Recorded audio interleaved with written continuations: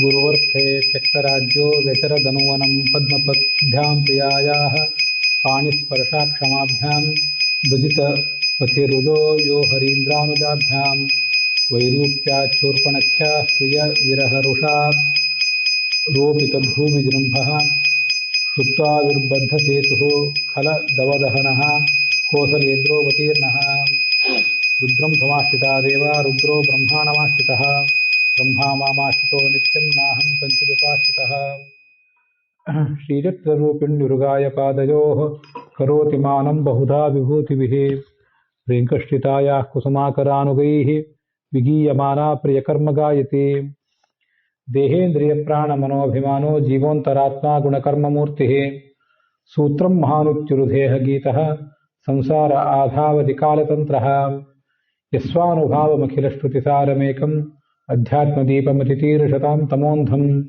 संसारिणां करुणयाः पुराणगुह्यं तं व्याससूनुमुपयामि गुरुं मुनीनाम्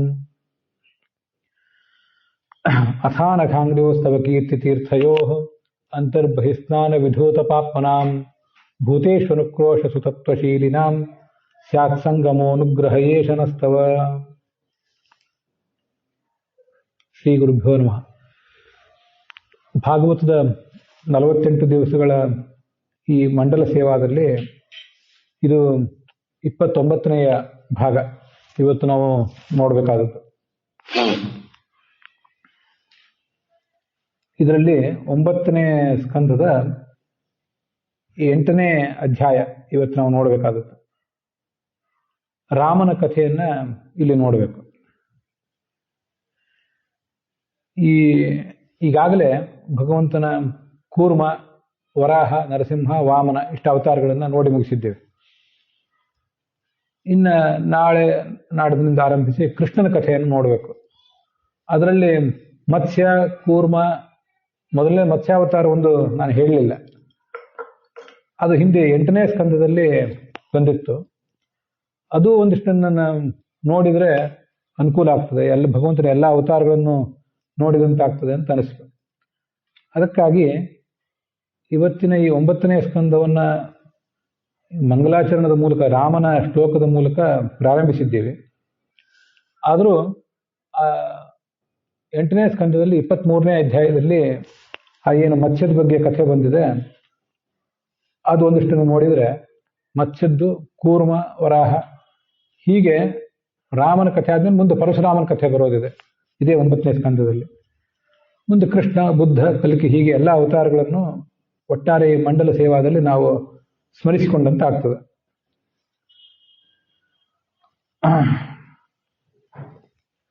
ಕೃತಮಾಲ ಅಂತ ಒಂದು ನದಿ, ಅಲ್ಲಿ ಸತ್ಯವ್ರತ ಅಂತ ಒಬ್ಬ ರಾಜ, ಅವನು ತಪಸ್ಸು ಮಾಡ್ತಾ ಇದ್ದ. ಹೀಗೆ ತಪಸ್ಸು ಮಾಡ್ತಿದ್ದಾಗ ಅವನ ಕೈಯಲ್ಲಿ ಜಲತರ್ಪಣ ಕೊಡ್ಲಿಕ್ಕೆ ನೀರಿಗೆ ಇಳಿದಿದ್ದ. ಕೈಯಿಂದ ನೀರನ್ನು ಎತ್ತುತ್ತೀವಲ್ಲ, ಆಗ ಒಂದು ವಿಲಕ್ಷಣವಾದ ತೇಜಸ್ಸು ಇರುವಂತಹ ಸಣ್ಣ ಮೀನು ಕಾಣಿಸ್ಕೊಂಡಿತ್ತು. ಆ ರಾಜ ಅದನ್ನು ನೋಡಿದ, ಮತ್ತೆ ನೀರಿಗೆ ಬಿಟ್ಟುಬಿಟ್ಟ, ಮೀನನ್ನು ತಗೊಂಡು ಏನು ಮಾಡಬೇಕು ಅಂತ ಹೇಳಿ. ಆಗ ಆ ಮೀನು ಮಾತಾಡಿತು, ಬಹಳ ದೊಡ್ಡ ದೊಡ್ಡ ಮೀನುಗಳಿರ್ತವೆ ಈ ನೀರಿನಲ್ಲಿ, ನನ್ನನ್ನು ದಯವಿಟ್ಟು ಇಲ್ಲಿ ಬಿಟ್ಟು ಹೋಗಬೇಡ. ದಯಾಳು ಅದನ್ನು ತಗೊಂಡ, ರಕ್ಷಣೆ ಮಾಡಬೇಕು ಅಂತ ಅದನ್ನು ತನ್ನ ಕಲಶದಲ್ಲಿ ತಂಬಿಗೆಯಲ್ಲಿ ಇಟ್ಕೊಂಡು ಆಶ್ರಮಕ್ಕೆ ತಗೊಂಡು ಹೋದ. ಒಂದೇ ರಾತ್ರಿಯಲ್ಲಿ ಅದು ಕಲಶದ ತುಂಬಿ ಬೆಳೆದು ಬಿಡ್ತು. ಕಲಶದೊಳಗೆ ಇರ್ಲಿಕ್ಕಾಗೋದಿಲ್ಲ, ಇಲ್ಲಿಂದ ನನ್ನ ಬೇರೆ ಎಲ್ಲಿಯಾದರೂ ಸಾಗಿಸುವ ಅಂದಿತದು. ಇವನು ಅದನ್ನು ದೊಡ್ಡ ಕಡಾಯಿಯಲ್ಲಿಟ್ಟ, ದೊಡ್ಡ ಹಂಡೆಯಲ್ಲಿಟ್ಟ, ಅಲ್ಲಿಯೂ ಅದು ಬೆಳೀತು. ಇನ್ನೂ ದೊಡ್ಡ ಜಾಗ ಬೇಕು ಅಂತ ಅದನ್ನು ತಗೊಂಡೋಗಿ ಸರೋವರದಲ್ಲಿ ಹಾಕಿದ. ಇಡೀ ಸರೋವರವನ್ನೇ ಅದು ವ್ಯಾಪಿಸ್ಕೊಂಡಿತ್ತು. ಇನ್ನು ಈ ಸರೋವರ ನನಗೆ ಸಾಕಾಗೋದಿಲ್ಲ, ಅದರಿಂದ ಬೇರೆ ಕಡೆ ನಾನು ತೊಗೊಂಡು ಹೋಗಿ ಬಿಡು ಅಂತ ಹೇಳಿದಾಗ ಸಮುದ್ರದಲ್ಲೇ ತೊಗೊಂಡೋಗಿ ಬಿಟ್ಟ. ಅದು ಮತ್ತೆ ಅಂದಿತ್ತು, ಈ ಸಮುದ್ರದಲ್ಲಿ ಮೊಸಳೆ ಮೊದಲಾದ ದೊಡ್ಡ ದೊಡ್ಡ ಪ್ರಾಣಿಗಳಿರ್ತವೆ, ನನ್ನನ್ನು ತಿಂದು ಬಿಡ್ತವೆ, ಇಲ್ಲಿ ಬಿಡಬೇಡ. ಆವಾಗ ಅವನಂದ, ಈ ಮೀನಿನ ರೂಪದಿಂದ ನನಗೆ ಮೋಹ ಬರೆಸ್ತಿದೆಯಲ್ಲ, ಇನ್ನು ತೊಗೊಂಡೋಗಿ ಸಮುದ್ರದಲ್ಲಿ ಇಡಬೇಡ ಅಂದ್ರೆ ನೀನು ತೊಗೊಂಡೋಗಿ ಇಡುವುದಿಲ್ಲ, ಇನ್ನು ನೀನು ಯಾರು? ಇಂಥ ಅಸಾಧಾರಣ ಸಾಮರ್ಥ್ಯದ ಮೀನನ್ನೇ ನಾನು ನೋಡಿರಲಿಲ್ಲ. ನೂನಂ ತ್ವಂ ಭಗವಾನ್ ಸಾಕ್ಷಾತ್ ಹರಿರ್ ನಾರಾಯಣೋವೇಯ, ಭಗವಂತನೇ ನೀನು ಅಂತ ಅದನ್ನ ಪ್ರಾರ್ಥನೆ ಮಾಡಿದೆ. ನೀನು ಇಂಥ ಅನೇಕ ರೂಪಗಳನ್ನು ತಾಳ್ತೆ, ಮತ್ಸ್ಯ ಕೂರ್ಮ ವರಾಹ ಅವತಾರಗಳನ್ನೆಲ್ಲ, ಎಲ್ಲ ನೀ ಅವತಾರಗಳನ್ನು ತಾಳುವುದು ಕೂಡ ಭಕ್ತರ ರಕ್ಷಣೆಗಾಗಿ. ನನಗಿದು ಗೊತ್ತಿದೆ. ನಿನ್ನ ಪಾದ ಸೇವೆಯನ್ನ ಯಾರು ಮಾಡಿದರೂ ಅದು ಫಲಕಾರಿನೇ ಆಗ್ತದೆ. ಜ್ಞಾನಿಗಳು ಮಾಡಿದರೆ ಹೆಚ್ಚು ಫಲಕಾರಿ ಆಗ್ತದೆ. ನನಗಂತೂ ಇದು ಸಾಕ್ಷಾತ್ಕೃತವೇ ಆಗಿದೆ. ನಿನ್ನ ರೂಪ ನೋಡಿ ನನಗೆ ನನ್ನ ತಪಸ್ಸೆಲ್ಲ ಸಫಲ ಆಗಿದೆ. ಆಗ ಆ ಮೀನು ಹೇಳಿತ್ತು, ಇನ್ನು ಮುಂದೆ 7ನೇ ದಿವಸದಲ್ಲಿ ಈ 3 ಲೋಕನು ನೀರಿನಲ್ಲಿ ಮುಳುಗೋದಿದೆ. ಆಗ ಒಂದು ದೋಣಿ ಅಲ್ಲಿಗೆ ಬರ್ತದೆ, ದೊಡ್ಡ ನೌಕೆ. ಅದರಲ್ಲಿ ನೀನು ಮುಂದಿನ ಸೃಷ್ಟಿಗೆ ಬೇಕಾದ ಎಲ್ಲ ಬೀಜ ಬೇಕಲ್ಲ, ಬೀಜ ಇದ್ರೆ ಮುಂದಿನ ಸೃಷ್ಟಿ, ಸಣ್ಣ ಸಣ್ಣ ಬೀಜ ಸಸ್ಯ ಅದನ್ನೆಲ್ಲ ಅಲ್ಲಿಡು. ಸಪ್ತರ್ಷಿಗಳಿರ್ತಾರೆ, ಅವರನ್ನು ಅದರಲ್ಲಿ ಇಟ್ಕೊ. ಸಮುದ್ರವನ್ನು ನೀನು ಆ ದೋಣಿಯನ್ನು ಏರು, ಅದರಲ್ಲಿ ಸಂಚಾರ ಮಾಡ್ತಿರು ಅಂತ ಹೇಳಿದ ಅವನು. ಮತ್ತೆ ಬಿರುಗಾಳಿ ಬೀಸ್ತಿರ್ತದೆ, ಆ ದೋಣಿ ಆ ಕಡೆ ಈ ಕಡೆ ಅಲುಗಾಡಿದಾಗ ನಾನು ಅಲ್ಲಿಗೆ ಬರ್ತೇನೆ. ನನ್ನ ಕೊಂಬಿಗೆ, ಆ ಮೀನಿಗೆ ಒಂದು ಕೊಂಬಿರ್ತದೆ, ಆ ಕೊಂಬಿಗೆ ನೀನು ನೌಕೆಯನ್ನು ಕಟ್ಟಿ ಹಾಕು. ದೊಡ್ಡ ಸರ್ಪ ಸಿಗ್ತದೆ, ಆ ಸರ್ಪದಿಂದ ಕಟ್ಟಿ ಹಾಕು. ನಾನು ನಿಮ್ಮನ್ನ ಆ ಪ್ರಳಯ ಎಲ್ಲ ಹೋಗುವ ತನಕ ಕಾಪಾಡ್ತೇನೆ, ಮುಗಿಯುವ ತನಕನೂ ಕಾಪಾಡ್ತೇನೆ. ನೀನು ನನ್ನ ಮಹಿಮೆಯನ್ನು ಆವಾಗ ತಿಳ್ಕೊಳ್ತಿ. ಆ ಸಂಚಾರ ಕಾಲದಲ್ಲಿ ನಿನಗೆಲ್ಲವನ್ನೂ ಹೇಳ್ತೇನೆ ಅಂತ ಆ ಮೀನು ಹೇಳಿತು. ಅದರಂತೆ ಇವನು ಅದನ್ನು ಧ್ಯಾನ ಮಾಡ್ತಾ ಕೂತ್ಕೊಂಡ. ಅದರಂತೆ ದೊಡ್ಡ ದೊಡ್ಡ ಮೋಡಗಳು ಎಲ್ಲ ಕಡೆ ಆಕಾಶದಲ್ಲಿ ಕಾಣಿಸ್ಕೊಂಡವು. ಮಳೆ ಬಂತು, ಸಮುದ್ರ ಉಕ್ಕೇರಿತು, ಭೂಮಿ ಎಲ್ಲ ಕಡೆ ಮುಳುಗಿ ಹೋಗಿದ್ದು ಕಂಡು, ಇಡೀ ಭೂಮಿಯೇ ಮುಳುಗಿ ಹೋಗಿತ್ತು. ಆಗ ಭಗವಂತ ಹೇಳಿದಂತೆ ಎಲ್ಲರ ಬೀಜ ಇತ್ಯಾದಿಗಳನ್ನ ತಗೊಂಡು ಅವನು ನೌಕೆಗೆ ಏರಿದ. ಮುನಿಗಳು ಹೇಳಿದರು, ಭಗವಂತನ ಧ್ಯಾನ ಮಾಡು, ಅವನೆಲ್ಲ ನೋಡ್ಕೋತಾನೆ. ಆಗ ಅಲ್ಲಿ ದೊಡ್ಡ ಮತ್ಸ್ಯ ಒಂದು ಕಾಣಿಸ್ಕೊಂಡಿತ್ತು, ಬಂಗಾರದ ಮೀನು. ಮತ್ಸ್ಯೋ ಹೈಮೋ ನಿಯತ ಯೋಜನ. ಅದಕ್ಕೆ ಆ ಹಾವಿನ ಹಗ್ಗ ಮಾಡಿಕೊಂಡು ಅದ್ರ ಕೊಂಬಿಗೆ ಕಟ್ಟಿ ಅದನ್ನು ಸ್ತೋತ್ರ ಮಾಡಿದೆ.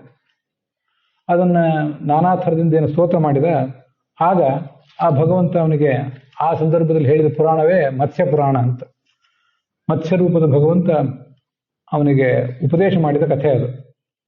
ಇತ್ಯುಕ್ತವಂತಂ ನೃಪತಿಂ ಭಗವಾನ್ ಆದಿಪುರುಷಃ ಮತ್ಸ್ಯರೂಪಿ ಮಹಾಂಬೋಧೋ ವಿಹರನ್ ತತ್ವಮಬ್ರವೀತ್.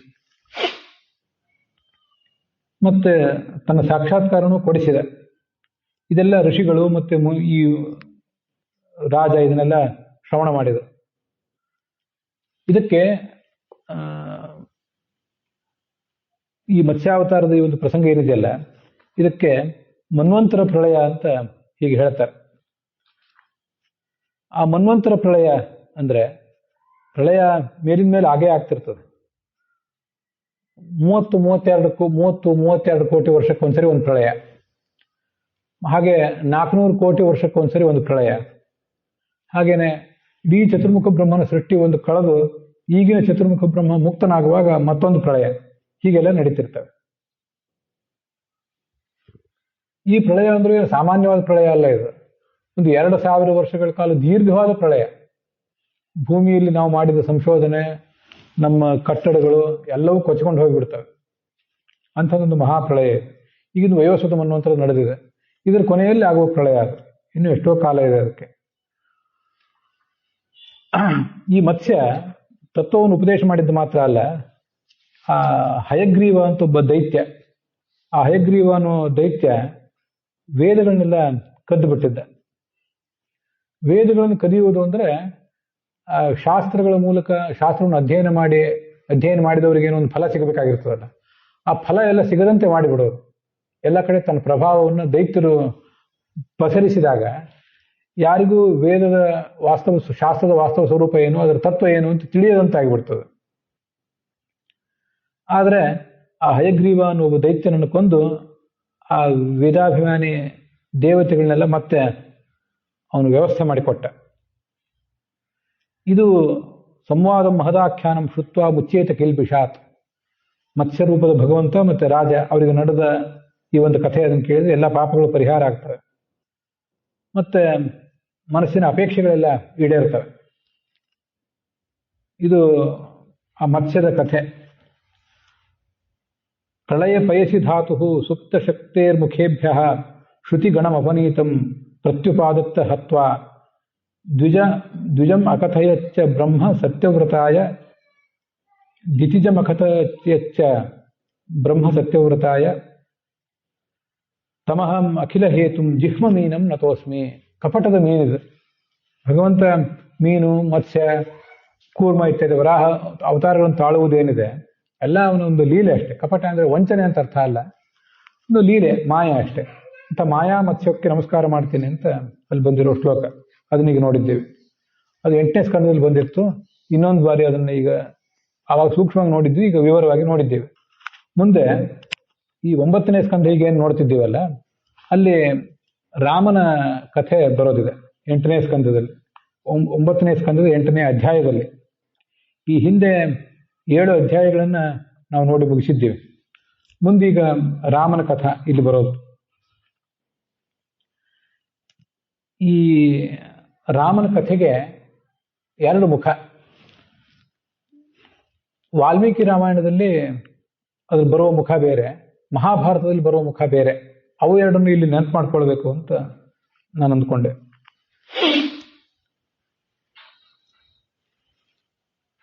ವಾಲ್ಮೀಕಿಗಳಲ್ಲಿ ವಾಲ್ಮೀಕಿ ಮತ್ತು ನಾರದರ ನಡುವೆ ಒಂದು ಸಂವಾದ.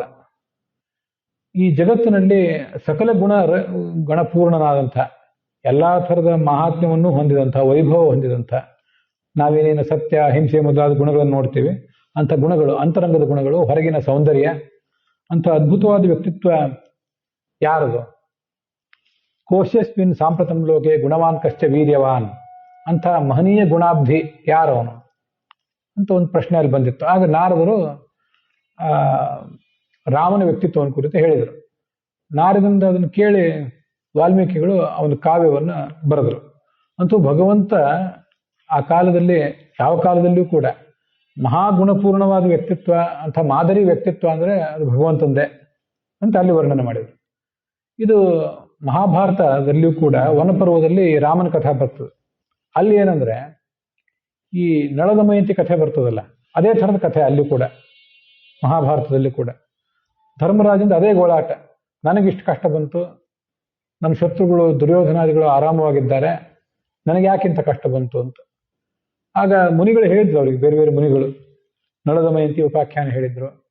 ನಳನಿಕ್ಕಿಂತ ನಿನಗೆ ಬಂದ ಕಷ್ಟ ಏನೂ ದೊಡ್ಡದಲ್ಲ ಅಂತ ಅವನಿಗೆ ಸಮಾಧಾನ ಹೇಳಿದ್ರು. ರಾಮನ ಕಥೆ ಹೇಳಿದ್ರು. ರಾಮನಿಗೆ ಬಂದ ಕಥೆ ನಿನಗೇನು ಬಂತು? ನಿನ್ನ ಹೆಂಡತಿಗೆ ಅವಮಾನ ಮಾಡಬೇಕು ಅಂತ ಶತ್ರುಗಳು ಪ್ರಯತ್ನ ಪಟ್ಟರು. ಆದರೆ ರಾಮನ ಹೆಂಡತಿಯನ್ನು ಅಪಹಾರ ಮಾಡಿಕೊಂಡೇ ಹೋಗಿಬಿಟ್ಟಿದ್ರಲ್ಲ.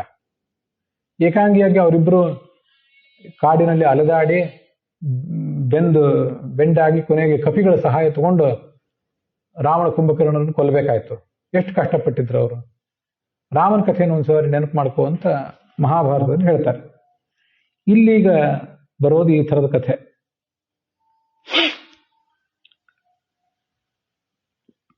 ಸೂರ್ಯವಂಶದಲ್ಲಿ ಖಟ್ವಾಂಗ ಅಂತ ಒಬ್ಬ ರಾಜ. ಆ ಖಟ್ವಾಂಗ ಅನ್ನುವ ರಾಜನಿಂದ ಮುಂದೆ ದೀರ್ಘಬಾಹು ಅಂತ ರಾಜ, ಅವನಿಂದ ರಘುವಿನ ವಂಶದಲ್ಲೇ ಈ ರಾಘವೇಂದ್ರ ರಾಮ. ಅವನ ರಘುವಿನ ಮಗ ಅಜನ ಮಗ ದಶರಥ. ಆ ದಶರಥನ ಮಗನೇ ಈ ರಾಮ. ಸ್ವಯಂ ಪರಮಾತ್ಮನೇ ಈ ರಾಮನಾಗಿ ಹುಟ್ಟಿದ. ಪರಮಾತ್ಮನ ಒಂದು ಅಂಶ ಲಕ್ಷ್ಮಣನಲ್ಲಿ, ಭರತನಲ್ಲಿ ಮತ್ತು ಶತ್ರುಘ್ನರಲ್ಲಿ ಕೂಡ ಇತ್ತು. ಬೇಕಾದಷ್ಟು ಹಿಂದಿನ ವಾಲ್ಮೀಕಿ ಮೊದಲಾದ ಋಷಿಗಳು ಅದನ್ನ ಹೇಳೇ ಇದ್ದಾರೆ ರಾಮನ ಕಥೆಯನ್ನ. ನಾನು ಇನ್ನೊಂದ್ಸರಿ ಹೇಳ್ತೇನೆ, ಕೇಳು. ಈ ರಾಮಚಂದ್ರ ನಮ್ಮನ್ನು ಕಾಪಾಡಬೇಕು. ಅವನು ಎಂಥವನು ರಾಮಚಂದ್ರ? ಅವನು ಏನೇನು ಮಾಡಿದ? ತಂದೆ ಮಾತನ್ನು ಕೇಳಿ ಅದನ್ನು ಪರಿಪಾಲನೆ ಮಾಡಬೇಕು ಅಂತ ಸಿಂಹಾಸನವನ್ನು ಬಿಟ್ಟು ಕಾಡಿಗೆ ಹೋದ. ಸೀತೆಯನ್ನು ಲಕ್ಷ್ಮಣನನ್ನು ಕರ್ಕೊಂಡೇ ಹೋದ. ವಸ್ತುತ ಕಾಡಿನಲ್ಲಿ ಓಡಾಡ್ಲಿಕ್ಕೆ ಬೇಕಾದಷ್ಟು ದೃಢವಾದ ವ್ಯಕ್ತಿತ್ವ ಅವನದಲ್ಲ. ಅದಕ್ಕೆ ಅರ್ಥ ಹೀಗೆ, ದೃಢವಾದ ವ್ಯಕ್ತಿತ್ವ ಹಾಗಲ್ಲ ಅಂದ್ರೆ ಪರಮಾತ್ಮ ಅವತಾರಣ ಅಂತ ರಾಮನಿಗೆ ಕಷ್ಟಗಳನ್ನು ಸಹಿಸ್ಕೊಳ್ಳೋ ಶಕ್ತಿ ಇಲ್ವಾ ಅಂತ ಪ್ರಶ್ನೆ ಬರ್ತದೆ. ಆ ಥರ ಅಲ್ಲ, ಅದು ವರ್ಣನೆ ಮಾಡ್ತಾರೆ. ಆ ಥರ ನಾನು ಹಿಂದೆ ನರಸಿಂಹನ ಕಥೆ ಹೇಳುವಾಗ ಹೇಳಿದ್ದೆ, ವಜ್ರಕ್ಕಿಂತಲೂ ಕಠೋರವಾದ ಉಗುರು ಅವನು, ಅಂತ ಬಹಳ ದೃಢವಾದ ತುಂಬಾ ಕಠಿಣವಾದ ವ್ಯಕ್ತಿತ್ವನೂ ಹೌದು. ಹಾಗೆಯೇ ತುಂಬಾ ಕೋಮಲವಾದ ವ್ಯಕ್ತಿತ್ವನೂ ಹೌದು ರಾಮ ಮತ್ತು ಕೃಷ್ಣ ಇವರದೆಲ್ಲ.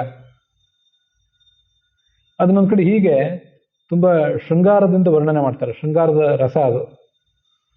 ಸೀತಾದೇವಿ ಅವನ ಹೆಂಡತಿ ರಾಮನನ್ನು ಕೂಡಿಸಿ ಅವನಿಗೆ ಪಾದಸೇವೆ ಮಾಡ್ತೀನಿ ಅಂತ ಏನಾದರೂ ಹೊರಟ್ರೆ, ಆಗ ಸೀತಾದೇವಿ ತುಂಬಾ ಹೊತ್ತು ಪಾದಸೇವೆ ಮಾಡಿದರೆ ಅದು ಅವನಿಗೆ ನೋವು ಅನಿಸ್ತಿತ್ತಂತೆ, ಅಷ್ಟು ಕೋಮಲವಾದ ಪಾದ. ಅಂಥ ಕೋಮಲವಾದ ಪಾದ ಕಾಡಿನಲ್ಲಿ ಹೇಗೆ ಓಡಾಡ್ತದೆ? ಆದರೆ ಕಾಡಿನಲ್ಲಿ ಓಡಾಡಿದ, ಮಾರ್ಗಾಯಾಸ ಆಗಲಿಲ್ಲ.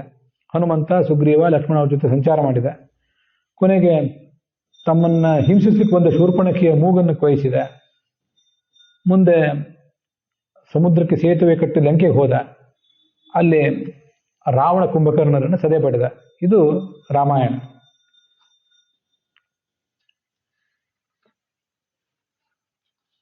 ಈ ಶಿವಧನಸ್ಸು ಅಂತಿತ್ತಲ್ಲ, ರಾಮಂದು ಶಿವಧನಸ್ಸು, ಅವನು ಮುರಿದ್ನಲ್ಲ ಅವನು. ಅದು ಮುರಿಯುವಾಗ ಒಂದು ಸಣ್ಣ ಆನೆ, ಮರಿ ಆನೆ, ಕಬ್ಬಿನ ಒಂದು ಜಲ್ಲೆಯನ್ನು ಮುರಿಯುವಂತೆ ಅನಾಯಾಸವಾಗಿ ಶಿವಧನಸ್ಸನ್ನು ಮುರಿದು ಹಾಕಿದೆ. ಶಿವಧನಸ್ಸೇನು ಸಾಮಾನ್ಯವಾದ್ದಲ್ಲ ಅದು. ಅದು 300 ಜನ ಅದನ್ನು ಹೊತ್ಕೊಂಡು ಬರ್ಬೇಕಾಗಿತ್ತು. ತ್ರಿಶತೋಪನೇಯಂ, 300 ಜನ ಒಂದು ಗಾಡಿಯಲ್ಲಿ ಅದನ್ನ ಇಟ್ಕೊಂಡು ಆ ಗಾಡಿಯನ್ನು ತಳ್ಕೊಂಡು ತೊಗೊಂಡ್ಬರ್ಬೇಕಾಗಿತ್ತು. ಅಷ್ಟು ಭಾರ ಅದು. ಭಾರ ಅಂದ್ರೆ ಹಂಗಾದ್ರೆ 300 ಜನ ಹೊರಬೇಕಾದ್ರೆ ಅದ್ರ ಭಾರ ಎಷ್ಟಿದ್ದಿರ್ಬೇಕು ಅಂತ ಆ ಥರ ಲೆಕ್ಕ ಹಾಕೋದಲ್ಲ ಅದಕ್ಕೆ. ಭಾರ ಅಂದ್ರೆ ದೈವ ಸನ್ನಿಧಾನ ಎಲ್ಲಿರ್ತದಲ್ಲ ಆವಾಗ ಅದು ಭಾರ ಆಗ್ತದೆ, ಆ ಥರ ಅರ್ಥ ಅಷ್ಟೇ. ಮುಂದೆ ಸೀತೆಯನ್ನ ವರಿಸಿದ, ತಂದೆ ದಶರಥನ ಆಜ್ಞೆಯನ್ನು ಶಿರಸಾವಹಿಸಿದ, ಊರನ್ನ ಬಿಟ್ಟು ಕಾಡಿಗೆ ನಡೆದ. ಇದೆಲ್ಲ ನಡೆದಿದೆ. ಮುಂದೆ ಈ ರಾವಣ ಕುರಿಮರಿಯನ್ನು ತೋಳ ಹೊತ್ಕೊಂಡು ಹೋಗುವಂತೆ ಸೀತೆಯನ್ನು ಅಪಹಾರ ಮಾಡಿದ್ದ. ತಾನು ಲಕ್ಷ್ಮಣನ ಜೊತೆಗೆ ಈ ಕಷ್ಟಪಟ್ಟು ಅಳತಾ ಓಡಾಡಿದ. ಇಡೀ ವಾಲ್ಮೀಕಿ ರಾಮಾಯಣ ನೋಡಿದ್ರೆ ರಾಮ ಎಷ್ಟೆಷ್ಟು ಕಷ್ಟಪಟ್ಟ, ಹೇಗೆ ಕಲ್ಲು ಕರಗುವಂತೆ ಹತ್ತ ಅಂತೆಲ್ಲ ವರ್ಣನೆ ಮಾಡ್ತಾರೆ. ಇದೆಲ್ಲ ಹೇಗೆ ಅಂದ್ರೆ, ಸ್ತ್ರೀ ಸಂಗಿನಾಮಿತಿ ರತಿಂ ಪ್ರಭಯಂಶ್ಚಾರ, ಸಂಸಾರದಲ್ಲೇ ನಾನು ಹುಟ್ಟಿ ಬಂದಿದ್ದೇನೆ ರಾಮ ಹೇಳ್ತಾನೆ. ಆದರೆ ಸಂಸಾರದಲ್ಲಿ ಹುಟ್ಟಿ ಬಂದಿದ್ದೀನಿ ಅಂದ್ರೆ ಇಲ್ಲಿ ಅನೇಕ ಥರದ ಸಂಕಷ್ಟಗಳನ್ನು ನಾನು ಎದುರಿಸಲೇಬೇಕಾಗ್ತದೆ. ಅದು ನನಗೆ, ಭಗವಂತನಾದ ನನಗೇ ಹೀಗಂದ ಮೇಲೆ ನನ್ನ ಭಕ್ತರಾದ ನಿಮಗೂ ಕೂಡ ಆಪತ್ತೇನು ತಪ್ಪಿದ್ದಲ್ಲ, ಅದನ್ನು ಗೆಲ್ಲಬೇಕಷ್ಟೆ. ಅದರಲ್ಲಿಯೂ ಅನೇಕ ಹಿತಾಸಕ್ತಿಗಳನ್ನು ಅಂಟಿಸ್ಕೊಂಡು ಬದುಕೋರು ನಾವು. ಹೆಂಡತಿಗೇನಾದರೂ ಆದರೆ ಗಂಡನಿಗೆ ಕಷ್ಟ, ಗಂಡನಿಗೇನಾದರೂ ಆದರೆ ಹೆಂಡತಿಗೆ ಕಷ್ಟ. ಅಂತೂ ಸ್ತ್ರೀಯಲ್ಲಿ ನಮ್ಮ ಮನಸ್ಸು ಸಿಕ್ಕೊಂಡ್ರೆ, ಲಗ್ನ ಆದರೆ ಅವನು ಹೇಗೆ ಲೋಲುಪ ಆಗಿಬಿಡ್ತಾನೆ, ಎಷ್ಟು ಸಂಕಟ ಪಡ್ತಾನೆ ಅನ್ನೋದನ್ನ ಒಬ್ಬ ಮಾನವನ, ಸಾಮಾನ್ಯ ಮಾನವನಂತೆ ಅವನು ವರ್ತಿಸಿದ ಅಷ್ಟೆ.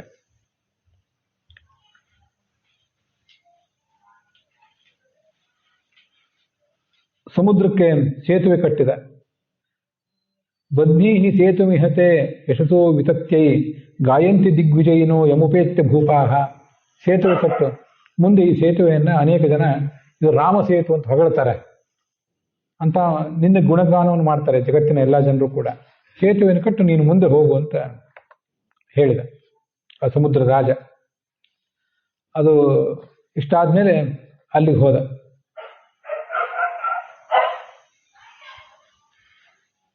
ರಾವಣ ಈ ರಾಮನ ವಿರುದ್ಧ ಬೇಕಾಷ್ಟು ಹೋರಾಟ ಮಾಡಿದ. ಆದರೆ ಆ ಸೈನ್ಯ, ರಾವಣನ ಆ ಸೈನ್ಯ ಈ ಕಪಿಗಳ ಸೈನ್ಯಕ್ಕೆ ಏನೂ ಮಾಡ್ಲಿಕ್ಕೆ ಶಕ್ತ ಆಗಲಿಲ್ಲ. ಕಪಿಗಳು ಅಷ್ಟು ಬಲಾಢ್ಯರಾಗಿದ್ದರು. ಯಾಕೆಂದ್ರೆ ಸೀತೆಗೆ ಅಪಚಾರ ಮಾಡಿ ರಾವಣ ತನ್ನೆಲ್ಲ ಪುಣ್ಯವನ್ನೇ ಕಳ್ಕೊಂಡಿದ್ದ. ಪಾಪಿ ಪಾಪೇನ ಹನ್ಯತೆ ಅಂತ ಹೇಳ್ತಿರ್ತಾರೆ. ಪಾಪಿಗಳು ಯಾವುದರಿಂದ ಸಾಯ್ತಾರೆ ಅಂದ್ರೆ ತಾವು ಮಾಡಿದ ಪಾಪದಿಂದಲೇ ಸಾಯ್ತಾರೆ. ಅವ್ರಿಗೆ ಮತ್ತೊಬ್ರು ಯಾರು ಅವ್ರನ್ನ ಸಾಯಿಸುವುದೇನಿದೆ ಒಂದು ಕೇವಲ ನಿಮಿತ್ತ ಅಷ್ಟೇ. ಪುಣ್ಯದಿಂದ ಮನುಷ್ಯ ಮೇಲೆ ಇರ್ತಾನೆ, ಪಾಪದಿಂದ ಸಾಯ್ತಾನಷ್ಟೆ.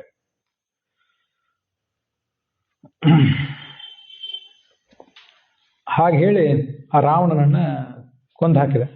ಸ್ವಾನ್ ಸ್ವಾನ್ ಬಂಧೂನ್ ಪರಿಶ್ಚಜ್ಯ ಲಕ್ಷ್ಮಣೇಶುಭಿರಾರ್ಜಿತಾನ್ ರುರುಹು ಸುಸ್ವರಂ ದೀನಾಹ ಘಂತ್ಯ ಆತ್ಮಾನಮಾತ್ಮನ. ಮಂಡೋದರಿ ಮೊದಲಾದ ಸ್ತ್ರೀಯರೆಲ್ಲ ಗೋಳಾಡಿದ್ರು ಈ ರಾವಣನನ್ನು ಕಳ್ಕೊಂಡು.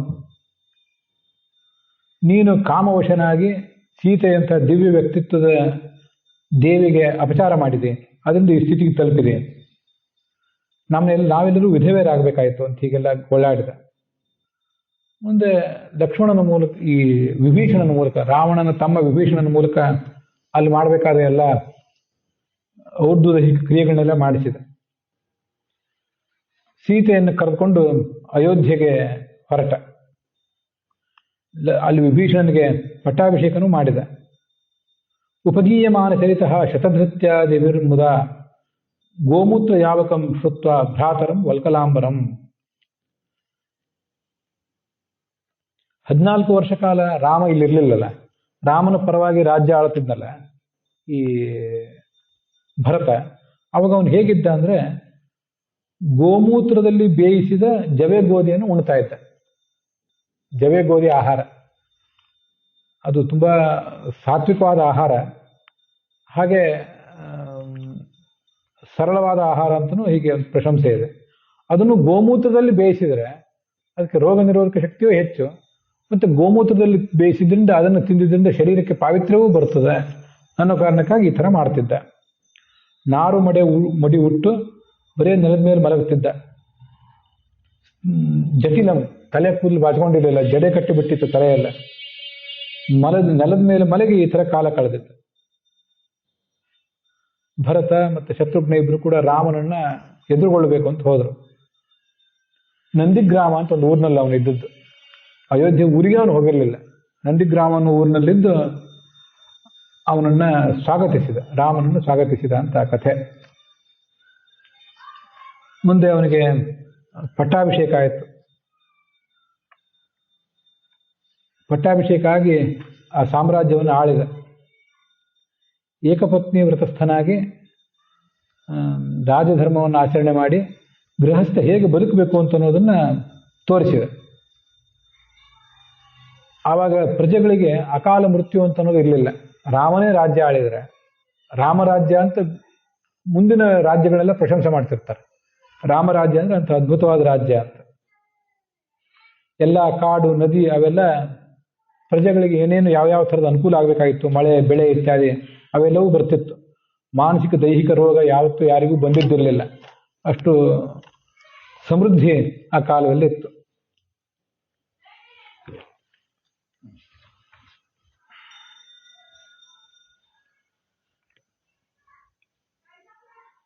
ಒಂದ್ಸರಿ ಅಂಥವನಿಗೂ ಒಂದೇನೋ ಒಂದು ಪಾಪ ಬರುವಂತಾಯ್ತು, ಒಂದೇನೋ ಕಳಂಕ ಬರುವಂತಾಯ್ತು. ಜನಾಭಿಪ್ರಾಯ ಏನಿದೆ ಅಂತ ತಿಳ್ಕೋಬೇಕು, ನೋಡ್ಬೇಕು ಅಂತ ಹೊರಟಿದ್ದ. ಒಬ್ಬ ಯಾರೋ ವ್ಯಕ್ತಿ ತನ್ನ ಹೆಂಡತಿ ಜೊತೆ ಜಗಳಾಡ್ತಿದ್ದ. ಆ ಹೆಂಡತಿ ಯಾವುದೋ ಕಾರಣಕ್ಕಾಗಿ ಊರು ಬಿಟ್ಟು ಹೋಗಿದ್ಲು. ಇನ್ಯಾರ್ದೋ ಮನೆಯಲ್ಲಿ ಇದ್ಲು. ಅವಳೇನು ಅನಾಚಾರ ಮಾಡಿದವಳಲ್ಲ. ಇವನು ಅವಳನ್ನು ಬೈತಿದ್ದ. ಗಂಡ, ಪರಪುರುಷನ ಮನೆಯಲ್ಲಿ ಇದ್ದು ಬಂದಿದ್ದಿ, ಕಳಂಕಿತಳಾಗಿದ್ದಿ, ನೀನು ಪತಿವ್ರತೆ ಅಲ್ಲ, ನಿನ್ನ ನಾನು ಸ್ವೀಕಾರ ಮಾಡೋದಿಲ್ಲ. ರಾಮ ಮಾಡಿರ್ಬೋದು, ನಾನೇನು ರಾಮನ ಅಂದುಬಿಟ್ಟ. ಇದು ರಾಮನ ಕಿವಿಗೆ ಬಿತ್ತಿದ. ಸ್ತ್ರೈಣೋ ಹಿ ಬಿಭ್ರೂಯಾತ್ ಸೀತಾಂ ರಾಮೋ ನಾಹಂ ಭಜೆ ಪುನಃ. ರಾಮ ಹೆಣ್ಮರುಳ, ಹೆಣ್ಣಿನ ದಾಸ ಅವನು. ಕಳಂಕಿತರಾದ ಸೀತೆಯನ್ನು ಸ್ವೀಕರಿಸಿದ, ನಾನು ಹಾಗೆ ಮಾಡೋದಿಲ್ಲ ಅಂದ್ಬಿಟ್ಟ. ಇಲ್ಲೊಂದು ಮಾತು ಹೇಳ್ತಾರೆ, ಲೋಕ ಇಂಥ ಕೆಟ್ಟ ಮಾತುಗಳನ್ನ ಆಡ್ತಾನೆ ಇರ್ತದಂತೆ. ರಾಮನ ಬಗ್ಗೆನೂ ಆಡಿತದ, ಮತ್ತು ನಿಮ್ಮ ಬಗ್ಗೆ ಆಡುವುದೇನಿದೆ? ನಮ್ಮ ತಪ್ಪಿದ್ರೂ ಆಡ್ತದೆ, ತಪ್ಪಿಲ್ಲದೆ ಇದ್ರೂ ಆಡ್ತದೆ. ಏನು ಮಾತಾಡ್ತಿದ್ದೀನಿ ಅಂತ ಅದಕ್ಕೆ ಅರಿವಿರೋದಿಲ್ಲ. ಆದರೆ ರಾಜ ಹೇಗೆ ಬದುಕಬೇಕು ಅನ್ನೋದನ್ನು ತೋರಿಸ್ಬೇಕು. ಇದು ತೋರಿಸುವುದು ರಾಮನ ಉದ್ದೇಶ ಆಗಿತ್ತು. ಲೋಕಾಪವಾದಕ್ಕೆ ಭಯಪಟ್ಟು ರಾಮ ಸೀತೆಯನ್ನು ಪರಿತ್ಯಜಿಸಿದ. ಗರ್ಭಿಣಿಯಾಗಿದ್ದು ವಾಲ್ಮೀಕಿ ಆಶ್ರಮಕ್ಕೆ ಕಳಿಸಿಬಿಟ್ಟ. ಕಾಡಿನಲ್ಲಿ ಬಿಟ್ಟುವ ಅಂತ ಹೇಳಿದ ಲಕ್ಷ್ಮಣನಿಗೆ. ಅಲ್ಲಿ ವಾಲ್ಮೀಕಿ ಬಂದು ಅವಳನ್ನು ಕಾಪಾಡಿದ ಅಷ್ಟೆ. ರಾಮ ಸೀತೆಯನ್ನು ಪರಿತ್ಯಾಗ ಮಾಡುವುದು ಅನ್ನೋದು ಇವತ್ತಿಗೂ ಕೂಡ ದೊಡ್ಡ ಚರ್ಚೆಯ ವಿಷಯ. ಬಿಟ್ಟದ್ದು ಸರಿಯಾ ಏನು ಹೇಗೆ ಅಂತ. ಅನೇಕರು ಒಬ್ಬೊಬ್ಬರು ಒಂದೊಂದು ಥರ, ಸ್ತ್ರೀವಾದಿಗಳು ಒಂಥರ, ಅಧ್ಯಾತ್ಮವಾದಿಗಳು ಒಂಥರ, ಒಬ್ಬೊಬ್ಬರು ಒಂದೊಂದು ಥರ ಮಾತಾಡೋದು. ಒಟ್ಟಾರೆ ವಿಷಯ ಏನಂದ್ರೆ ರಾಜ ಹೇಗೆ ಬದುಕಬೇಕು ಅಂತ ತೋರಿಸಿದೆ. ಒಬ್ಬರು ವಿದ್ವಾಂಸರು ಹೇಳಿದ್ದನ್ನು ನಾನು ಕೇಳಿದ್ದೇನೆ. ಒಂದು ವೇಳೆ ಹಾಗೇನಾದ್ರೂ ನನ್ನ ಮೇಲೆ ಅಪವಾದ ಬಂದಿದ್ರೆ, ರಾಮನ ಥರ ನನ್ನ ಮೇಲೆ ಏನಾದ್ರು ಅಪವಾದ ಬಂದಿದ್ರೆ, ನಾನೇ ರಾಜ್ಯ ಬಿಟ್ಟು ಹೋಗಿಬಿಡ್ತಿದ್ದೆ, ಹೆಂಡತಿನ ಕರ್ಕೊಂಡು ನಾನೇ ಕಾಡಿಗೆ ಹೋಗಿಬಿಡ್ತಿದ್ದೆ, ಹೆಂಡತಿನ ಬಿಡ್ತಿರ್ಲಿಲ್ಲ ಅಂತ ಒಬ್ರು ಹೇಳಿದ್ದನ್ನು ಕೇಳಿದ್ದೆ. ಯೋಗ್ಯವೇ, ಹೆಂಡತಿನ ರಾಮ ಬಿಟ್ಟ. ಇಂಥ ಅಪವಾದವನ್ನು ಹೊತ್ಕೊಂಡು ನಾನು ಪ್ರಜಾಪರಿಪಾಲಕನಾಗಿ ಇದ್ಮೇಲೆ ಮಾದರಿಯಾಗಿರ್ಬೇಕು ಅವರಿಗೆ. ಬದುಕಲಿಕ್ಕೆ ಹಾಗೆ ಸಾಧ್ಯ ಆಗೋದಿಲ್ಲ ಅಂದಮೇಲೆ ಹಾಗಾದ್ರೆ ನಾನೇ ಕಾಡಿಗೆ ಹೋಗ್ತೇನೆ ಹೆಂಡತಿ ಜೊತೆಗೆ ಅಂತ ಹೇಳೋದು ಇನ್ನೂ ಮತ್ತೊಂದು ಮಾರ್ಗ. ಏನೂ ಲಜ್ಜೆ ಇಲ್ಲದ, ನಾಚಿಕೆ ಮಾನ ಮರ್ಯಾದೆ ಏನೂ ಇಲ್ಲದ ರಾಜರು ಮಾತ್ರ, ಆಡಳಿತಗಾರರು ಮಾತ್ರ ಎಲ್ಲಾ ಥರದ ಅಪವಾದ, ಎಲ್ಲಾ ಥರದ ನಿಂದೆ ಟೀಕೆಗಳನ್ನೆಲ್ಲ ಎದುರಿಸಿಯೂ ಹಾಗೆ ಅಧಿಕಾರಕ್ಕೆ ಕುರ್ಚಿಗೆ ಅಂಟಿಕೊಂಡಿರ್ತಾರೆ. ಹಾಗೆ ಬದುಕಬಾರದು. ಪ್ರಜಾಪರಿಪಾಲಕ ಅಂದ ಮೇಲೆ ಅವನು ಜಗತ್ತಿಗೆ ಮಾದರಿಯಾಗಿರ್ಬೇಕು ಅನ್ನೋದನ್ನು ತೋರಿಸ್ಲಿಕ್ಕಾಗಿ ರಾಮ ಈ ಥರ ಮಾಡಿದ ಅಷ್ಟೆ. ಅವಳಿ ಮಕ್ಕಳು ಲವ ಕುಶ ಅಂತಿದ್ರು, ಅವರಿಗೆ ಹೆಸರಾಯಿತು. ಇದು ಆ ರಾಮನ ಕಥೆ.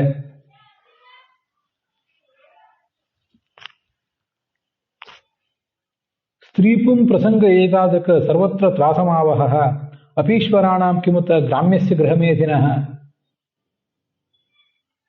ರಾಮ ಹೇಗಿದ್ದ ಅಂದ್ರೆ ಅವನ ಕಥೆಯನ್ನು ಇಲ್ಲಿ ಮುಂದೆ ವರ್ಣನೆ ಮಾಡ್ತಾರೆ.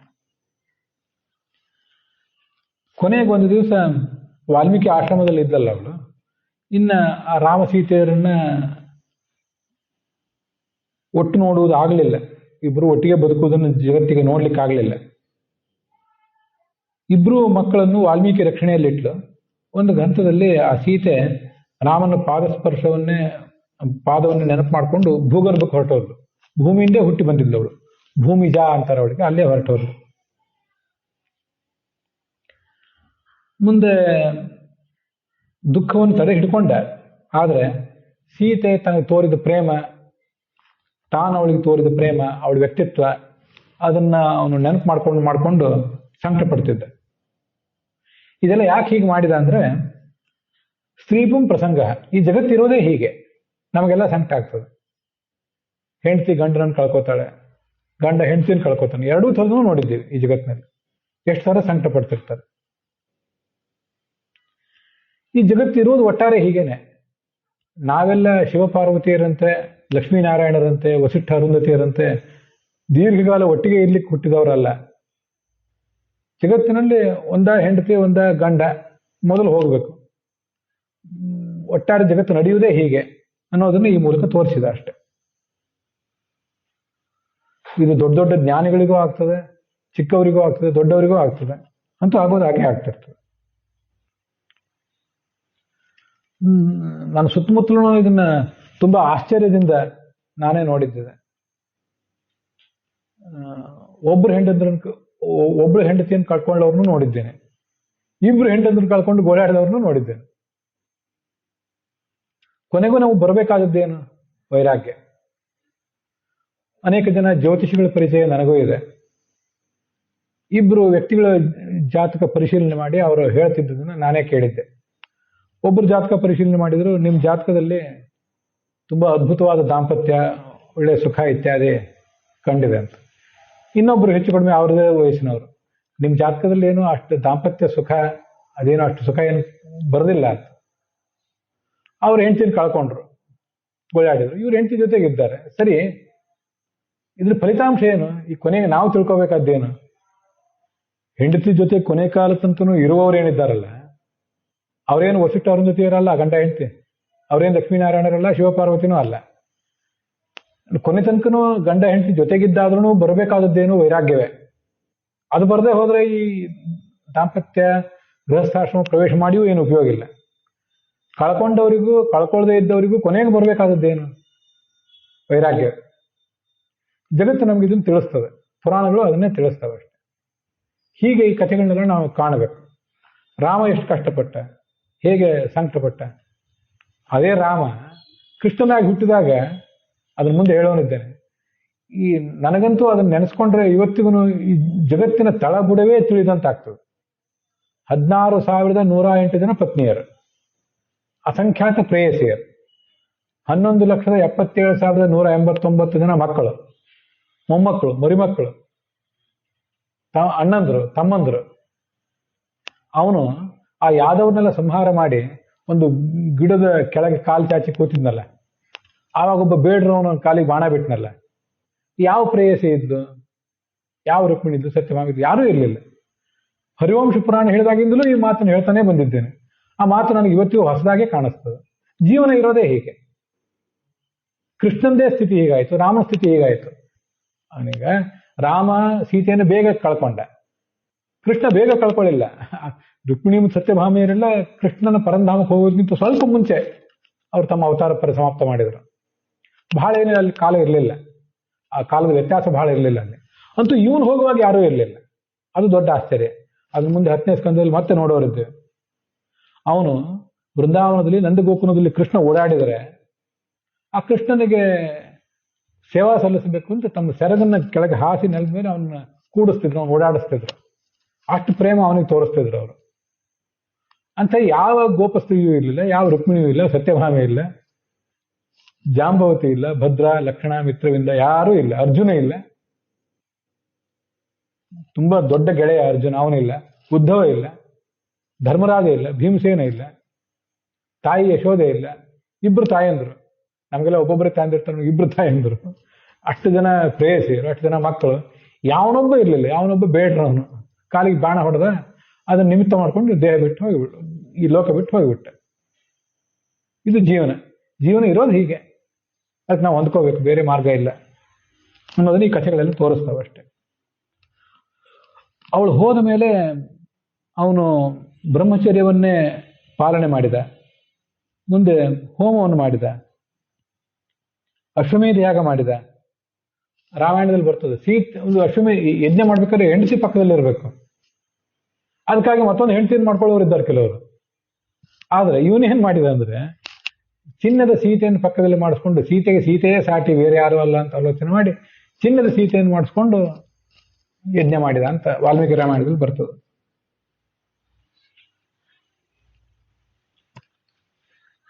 ರಾಕ್ಷಸರನ್ನು ಕೊಂದ, ಸಮುದ್ರಕ್ಕೆ ಸೇತುವೆ ಕಟ್ಟಿದ, ಇದೆಲ್ಲೇ ದೊಡ್ಡ ಕೆಲಸವೇ ಅವನಿಗೆ.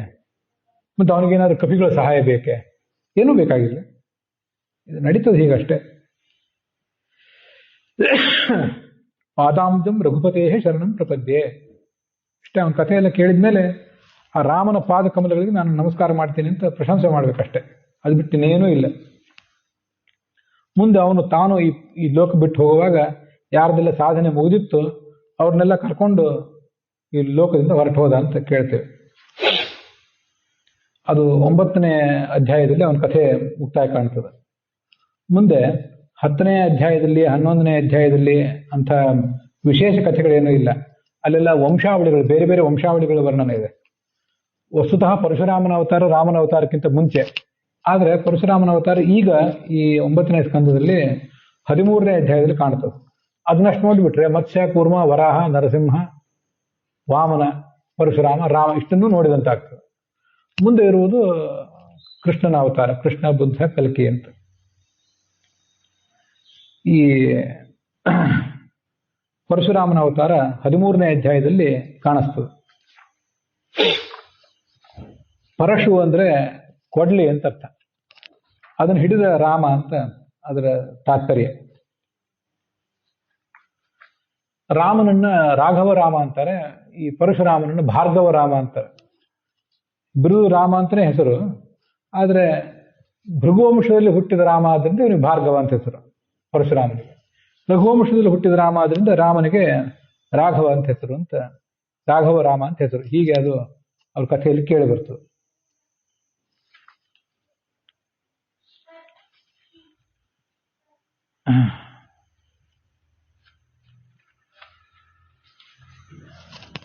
ರಾವಣನನ್ನ ಸಂಹಾರ ಮಾಡಿದವನು ರಾಮ. ಅಲ್ಲೊಬ್ಬ ಕಾರ್ತವೀರ್ಯಾರ್ಜುನ ಅಂತಿದ್ದ. ಕಾರ್ತವೀರ್ಯಾರ್ಜುನನ್ನು ಸಂಹಾರ ಮಾಡಿದವನು ಈ ಪರಶುರಾಮ. ಅವನ ಕಥಾ ಅಲ್ಲಿ ಕೇಳಿ ಬರ್ತದೆ. ಅವನೆಂಥ ಮಹಾಪರಾಕ್ರಮಿಯಾಗಿದ್ದ ಅನ್ನೋದನ್ನು ಅಲ್ಲಿ ನೋಡ್ತೇವೆ.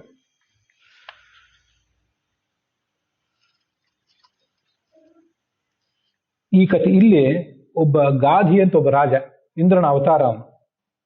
ಅವನಿಗೆ ಸತ್ಯವತಿ ಅಂತ ಒಬ್ಬಳು ಮಗಳು. ಈ ರುಚಿಕ ಅನ್ನೋ ಒಬ್ಬ ಮುನಿ, ಭೃಗುವಂಶದ ಮುನಿ, ಇದು ಪರಶುರಾಮನ ಹಿನ್ನೆಲೆ. ಹೋಗಿ ಆ ಗಾಧಿಯನ್ನು ಕೇಳಿದೆ, ನಿನ್ನ ಮಗಳನ್ನ ಮದುವೆ ಮಾಡಿಕೊಡು ಅಂತ. ಈ ಮುದುಕ ಮುನಿಗೆ ನನ್ನ ಮಗಳನ್ನ ಏನು ಮದುವೆ ಮಾಡಿಕೊಡೋದು ಅಂತ ಅವ್ನು ಕೊಳ್ಳಿಲ್ಲ. ಶಾಪ ಕೊಟ್ಬಿಟ್ರೆ ಗತಿ ಏನು ಅಂತ ಅವನು ಹೇಳಿ ಏನೋ ಒಂದು ಕಂಡೀಷನ್ ಹೇಳಿದೆ. ಒಂದು ಕಡೆ ಕಪ್ಪಾಗಿರ್ಬೇಕು, ಒಂದು ಕಡೆ ಬಿಳಿ ಆಗಿರ್ಬೇಕು ಅಂತ ಕುದುರೆಗಳನ್ನ ತಗೊಂಬ, 1000 ಕುದುರೆ ಅಂತ ಏನೋ ಕಂಡೀಷನ್ ಹಾಕಿದೆ. ಅವನೇ ಋಷಿ ಮುನಿಗೆ ಅದೇನು ಕಷ್ಟ, ಅವನು ವರುಣ ಹತ್ರ ಹೋದ ಅಂತ ಕುದುರೆಯನ್ನು ತಗೊಂಬಂದು ಮದುವೆ ಮಾಡ್ಕೊಂಡ್ಬಿಟ್ಟ. ಮುಂದೆ ಆ ಸತ್ಯವತಿ ಮತ್ತೆ ಸತ್ಯವತಿಯ ತಾಯಿ ಇಬ್ಬರು ಆ ಋಷಿ ಹತ್ರ ಬಂದರು. ಆ ಸತ್ಯವತಿಯ ತಾಯಿಗೂ ಕೂಡ ಇನ್ನು ಗಂಡು ಸಂತಾನ ಇರಲಿಲ್ಲ. ಆದ್ರಿಂದ ಆ ತಾಯಿಯು ಮಗಳು ಈ ಋಷಿ ಹತ್ರ ಬಂದು ಒಂದು ಉತ್ತಮ ಸಂತಾನ ನಮ್ಗೆ ಆಗ್ಬೇಕಾಗಿದೆ, ತಾಯಿ ಮಕ್ಕಳಿಗೆ ಇದಕ್ಕಂತೂ ತಾವು ಅನುಗ್ರಹ ಮಾಡಬೇಕು ಅಂತ ಅವನೊಂದು ಯಜ್ಞ ಮಾಡಿದ. 2 ಬೇರೆ ಬೇರೆ ಚರು ಅಂದ್ರೆ ಒಂದು ಆಹಾರ ಇದ್ದ ಶೇಷ, ಅದನ್ನ ನಿಮಂತ್ರಣ ಮಾಡಿ ನೀವು ಇದನ್ನ ತಿನ್ರಿ, ನೀವು ಇದನ್ನ ತಿನ್ರಿ ಅಂತ ಬೇರೆ ಬೇರೆ ಮಾಡಿಕೊಟ್ಟು ಹೋಗಿದ್ದ. ಮುನಿ ಸ್ನಾನಕ್ಕೆ ಹೋದ. ಅದೊಂದ್ ಕಡೆ ಆ ಚರುವನ್ನು ಇಟ್ಟಿದ್ದ ಎಲ್ಲೋ ಒಂದು ಪೀಠದ ಮೇಲೆ. ಈ ತಾಯಿ ಏನ್ ಮಾಡಿದ್ಲು ಅಂದ್ರೆ ತನ್ನ ಮಗಳಿಗಾಗಿ ಇಟ್ಟಿದ್ದ ಚರುವನ್ನು ತಾನು ತಿನ್ಲು. ಅವಳಿಗೇನು ಲೋಭ ಅಂದ್ರೆ ಈ ಋಷಿಗೆ ತನ್ನ ಸಂತಾನ ಚೆನ್ನಾಗಿರ್ಲಿ ಅಂತ ಏನೋ ಸ್ವಲ್ಪ ಹೆಚ್ಚಿನ ಮಂತ್ರ ಅಲ್ಲಿ ಹಾಕಿದ್ದಿರ್ಬೇಕು. ನಮ್ಮ ಮಾವನ ಸಂತಾನ, ನಮ್ಮ ಅತ್ತೆ ಸಂತಾನ, ಅದರಿಂದ ಅಲ್ಲೇನು ದೊಡ್ಡದಿದೆ, ಅದೇನಾದ್ರೂ ನನಗೇನು ಅಂತ ಅವನ ಆಲೋಚನೆ ಇದ್ದಿರ್ಬೇಕು. ಅದಕ್ಕೆ ಮಗಳಿಗಾಗಿ ಏನೊಂದು ಇಟ್ಟಿದ್ದಾನಲ್ಲ ಚರು, ಅದನ್ನ ತಾನು ತಿಂತೀನಿ ಅಂತ ಅದನ್ನ ತಿಂದು ಬಿಟ್ಲು. ಅದು ಕೊಡೋದು ಮಗಳಿಗೆ ಕೇಳಿದ್ಲು. ಮಗಳು ತಾಯಿ ಪ್ರೀತಿ ಮೇಲೆ ಕೊಟ್ಟು ಬಿಟ್ಲು. ತಾಯಿ ಚರುವನ್ನು ತಾನು ತಿಂದ್ಲು. ಚರು ಅದರ ಬದಲಾಯಿತು. ಮುನಿ ಬಂದ, ಗೊತ್ತಾಯ್ತು ಅವನಿಗೆ ವ್ಯತ್ಯಾಸ ಮಾಡಿದ್ದೀರಿ, ತಪ್ಪು ಮಾಡಿದಿರಿ. ಏನಾಗಬೇಕಾಗಿತ್ತು ಅಂದ್ರೆ, ನಾನು ಋಚಿಕ ಬ್ರಾಹ್ಮಣ, ನನ್ನ ಮಗ ಬ್ರಹ್ಮಜ್ಞಾನಿ ಆಗಬೇಕು, ನಮ್ಮ ಮಾವೊಂದು ರಾಜವಂಶ, ಅಲ್ಲಿ ಹುಟ್ಟುವ ರಾಜ ವೀರನಾಗಬೇಕು ಅಂತ ಮಾಡಿದ್ದೆ ನಾನು, ನೀವು ಅದನ್ನು ಬದಲು ಮಾಡಿಬಿಟ್ಟಿರಿ. ಸತ್ಯವತಿಗೆ ಬೇಜಾರಾಯಿತು, ಅಯ್ಯೋ ಹಾಗಾಗಬಾರ್ದು ಅಂತ. ಅದ್ರಲ್ಲಿ ಏನಾಗೋದಿತ್ತಂದ್ರೆ, ಈ ಋಜಿಕ ಮುನಿಯ ಮಗಳು ಹೆಂಡತಿ ಸತ್ಯವತಿ ಏನಿದ್ಲಲ್ಲ, ಅವಳಿಗೆ ಹುಟ್ಟುವ ಮಗ ಪ್ರಚಂಡ ಕೋಪಿಷ್ಠ, ನಖಶಿಕಾಂತ ಕೋಪ ಅವನಿಗೆ. ಅಂತ ಮಗ ಹುಟ್ಟು ಬಿಡ್ತಾನೆ, ಕ್ಷತ್ರಿಯ ಗುಣ ಹುಟ್ಟು ಬಿಡ್ತಾನೆ, ಭಯಂಕರನಾಗ್ತಾನೆ, ಇತರರನ್ನು ದಂಡಿಸ್ತಾನೆ ಉಗ್ರವಾಗಿ. ಅಯ್ಯೋ ಹಾಗಾಗದೇ ಇರಲಿ ಅಂತ ಅವಳು ಶಾಪ ಪರಿಹಾರ ಕೇಳ್ಕೊಂಡ್ಲು. ಅದು ತಪ್ಪೋದಿಲ್ಲ, ಚರುವಿನ ಫಲ ತಪ್ಪೋದಿಲ್ಲ.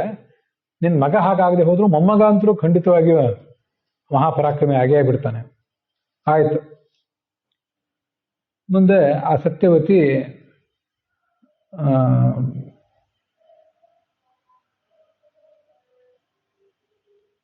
ಕೌಶಿಕಿಯನ್ನು ನದಿಯಾಗಿ ಹರಿದ್ಲು. ಅವಳ ಮಗನೇ ಈ ಜಮದಗ್ನಿ. ಸತ್ಯವತಿ ಮತ್ತು ರುಚಿಕರ ಮಗನೇ ಜಮದಗ್ನಿ. ಅವನು ಬ್ರಾಹ್ಮಣ ಹೌದು, ಆದರೆ ಚರುವಿನ ಪ್ರಭಾವದಿಂದ ಕೋಪ, ಮಹಾಕೋಪ. ಹೆಂಡತಿ ತಲೆನೇ ಕಡಿ ಅಂತ ಹೇಳಿದ್ದಳು ಪರಶುರಾಮನಿಗೆ, ರೇಣುಕೆ ತಲೆನೇ ಕಡಿ ಅಂತ ಹೇಳಿದ್ನಲ್ಲ, ಅದು ದೊಡ್ಡ ಸಮಸ್ಯೆ. ಅವನು ರೇಣು ಅನ್ನುವ ರಾಜ ಅವನ ಕುಮಾರಿ ರೇಣುಕೆಯನ್ನು ಮದುವೆ ಮಾಡ್ಕೊಂಡಿದ್ದ, ಅದು ಅವನ ಕಥೆ. ಅಲ್ಲೇ ಮಕ್ಕಳು ಹುಟ್ಟಿದ್ರು. ಕೊನೆಯವನೇ ರಾಮ. ರಾಮ ಅಂತಾನೆ ಅವನ ಹೆಸರು, ಸ್ವಯಂ ಭಗವಂತ. 21 ಬಾರಿ ಭೂಮಿಯಲ್ಲೆಲ್ಲ ಓಡಾಡಿ ಎಲ್ಲರದು ತಲೆ ಕಡಿದು ನೀಚರಾದ ಕ್ಷತ್ರಿಯನ್ನೆಲ್ಲ ನಾಶ ಮಾಡಿದ್ದ. ಕಾರ್ತವೀರ್ಯಾರ್ಜುನ ಅಂತ ಒಬ್ಬ ರಾಜ ಇದ್ದ. ಅದು ಯಾವ ವಂಶ ಅಂದ್ರೆ ಚಂದ್ರವಂಶನೇ. ಅದು ಚಂದ್ರವಂಶದಲ್ಲೇ ಹಿಂದೆ ಇದ್ದವನು ಕಾರ್ತವೀರ್ಯಾರ್ಜುನ. ಅವನು ಏನ್ ಮಾಡಿದ್ದ, ದತ್ತಾತ್ರೇಯನನ್ನು ಆರಾಧನೆ ಮಾಡಿ 1000 ತೋಳು ಯಾರಿಗೂ ಸೋಲಬಾರ್ದು ನಾನು ಅಂತ ವರ ಬೇರೆ ಬರ್ಕೊಂಡ್ಬಿಟ್ಟಿದ್ದ. ಅವಾಗ ಅವನೇನ್ ಹೇಳಿದ್ದ, ಅಲ್ಲ ಕೊಡ್ತೇನೆ, ಆದ್ರೆ ನಿನಗಿಂತ ದೊಡ್ಡವರಿಗೆ ನೀನಾದ್ರು ವಿರೋಧ ಮಾಡಿದ್ರೆ ಸಾಯ್ತಿ ಅಂತ ದತ್ತಾತ್ರೇಯ ಹೇಳಿದ್ದ. ಅವನ ಪರಾಕ್ರಮ ಎಂಥದ್ದೊಂದೇ, ನರ್ಮದಾ ನದಿ ಅಲ್ಲಿ ಹೋಗಿ ತನ್ನ ಸ್ತ್ರೀಯರ ಜೊತೆಗೆ ಜಲಕ್ರೀಡೆಗೆ ತೊಡಗಿದೆ. 1000 ತೋಳು ಹಿಂಗ್ ಹಿಡಿದು ನಿಂತು ಬಿಟ್ರೆ ನದಿ ಪ್ರವಾಹವೇ ನಿಂತು ಹೋಯ್ತು. ಮತ್ತೊಂದ್ ಕಡೆ ರಾವಣ. ಆ ರಾವಣ ಇನ್ನೊಂದ್ ಕಡೆ ಎಲ್ಲೋ ಜಲಕ್ರೀಡೆ ಕೂತಿದ್ದ. ಅಲ್ಲಿ ನೋಡಿದ್ರೆ ನೀರೇ ಇಲ್ಲ. ಸ್ವಲ್ಪ ಹೊತ್ತು ನೀರು ಬಂದಾಯ್ತು. ಮುಂದೊಂದು ಸ್ವಲ್ಪ ಹೊತ್ತು ನೋಡಿದ್ರೆ ಇದಕ್ಕಿದ್ದಂತೆ ಕಾರ್ತವೀರ್ಯಾರ್ಜುನ ತೋಳೆಲ್ಲ ವಾಪಸ್ ತಗೊಂಡ. ನೀರು ಒಮ್ಮೆಲೆ ಹರಿದು ಬಿಡ್ತು. ಹರಿದು ರಾವಣನ ಶಿಬಿರ ಎಲ್ಲ ಕೊಚ್ಚಿ ಹೋಯ್ತು. ರಾವಣನ ಮೇಲೆ ಯುದ್ಧಕ್ಕೆ ಬಂದ. ಈ ರಾವಣ ಕಾರ್ತವೀರ್ಯಾರ್ಜುನ ಮೇಲೆ ಯುದ್ಧಕ್ಕೆ ಬಂದ. ರಾವಣನಂತ ಮಹಾಪರಾಕ್ರಮಿಯನ್ನ ಕಾರ್ತವೀರ್ಯಾರ್ಜುನ ಹಿಡಿದು ತನ್ನ ಮನೆ ಕರ್ಕೊಂಡು ಹೋಗ್ಬಿಟ್ಟ. ಮುಂದೆ ರಾವಣನ ತಂದೆ ಅಜ್ಜ ಅವರೆಲ್ಲ ಬರ್ಬೇಕಾಯ್ತು. ಪುಲಸ್ತ್ಯ ಮುನಿಯವರು ಬಂದು ಇಟ್ಟು ಬಿಡು ಅವನನ್ನ, ರಾವಣನ ಬಿಡು ಅಂತ ತಿಳ್ಕೋಬೇಕಾಯ್ತು.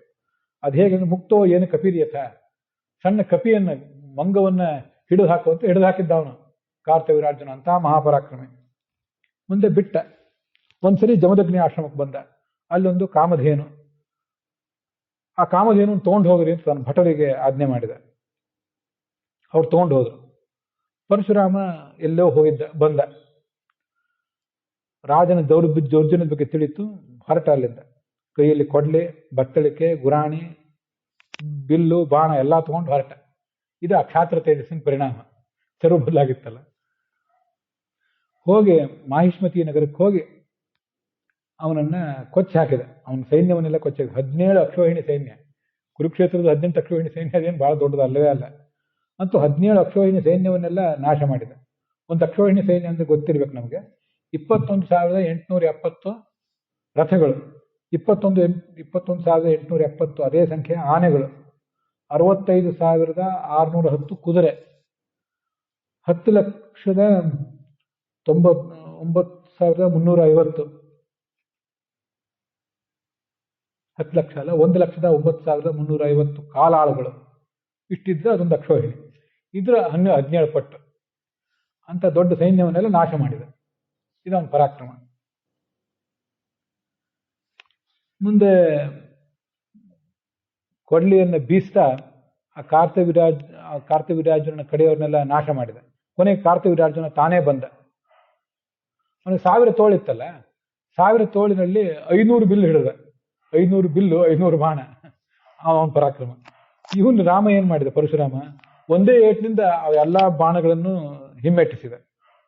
ಕೊನೆಗೆ ಕೊಡಲಿ ತಗೊಂಡು ಅವನ ಬಾಹುಗಳನ್ನೆಲ್ಲ ಕತ್ತರಿಸಿದ. ಕೊನೆಗೆ ಅವನ ತಲೆನೂ ಕತ್ತರಿಸಿದ. ಆ ಆಕಳು ಕರು ಎರಡನ್ನು ತಗೊಂಡು ಹೋಗಿದ್ರಲ್ಲ, ಅದನ್ನ ಅರಮನೆಗೆ ತನ್ನ ಮನೆಗೆ ತಂದ. ಜಮದಗ್ನಿ ನೀನು ಇಂಥ ಕೆಲಸ ಮಾಡಬಾರದಿತ್ತು ಅಂತ ಮಗನಿಗೆ ಬುದ್ಧಿ ಹೇಳಿದೆ. ಆಯ್ತು, ನಾವು ಬ್ರಾಹ್ಮಣರು, ನಮ್ಗೆ ಕ್ಷಮೆ ಇರಬೇಕು, ಅಂತ ದುಷ್ಟ ಕೆಲಸ ಮಾಡಬಾರದು. ನೀನು ಇಂಥ ಕೆಲಸ ಮಾಡಿದ್ದಿ, ರಾಜನನ್ನು ಕೊಂದಿದ್ದಿ, ತಪ್ಪು ಮಾಡಿದ್ದಿ, ತೀರ್ಥಯಾತ್ರೆ ಮಾಡಿ ಬಾ ಅಂತ ಕಳಿಸಿದ ಮಗನನ್ನು. ನೀವು ತೀರ್ಥಯಾತ್ರೆ ಮಾಡ್ಲಿಕ್ಕೆ ಹೋದಾಗ ಒಂದು ವರ್ಷ ಕಾಲ ತೀರ್ಥಯಾತ್ರೆ ಮಾಡಿ ಬಂದ. ಆ ಸಂದರ್ಭದಲ್ಲೇ ನಡೆದದ್ದು.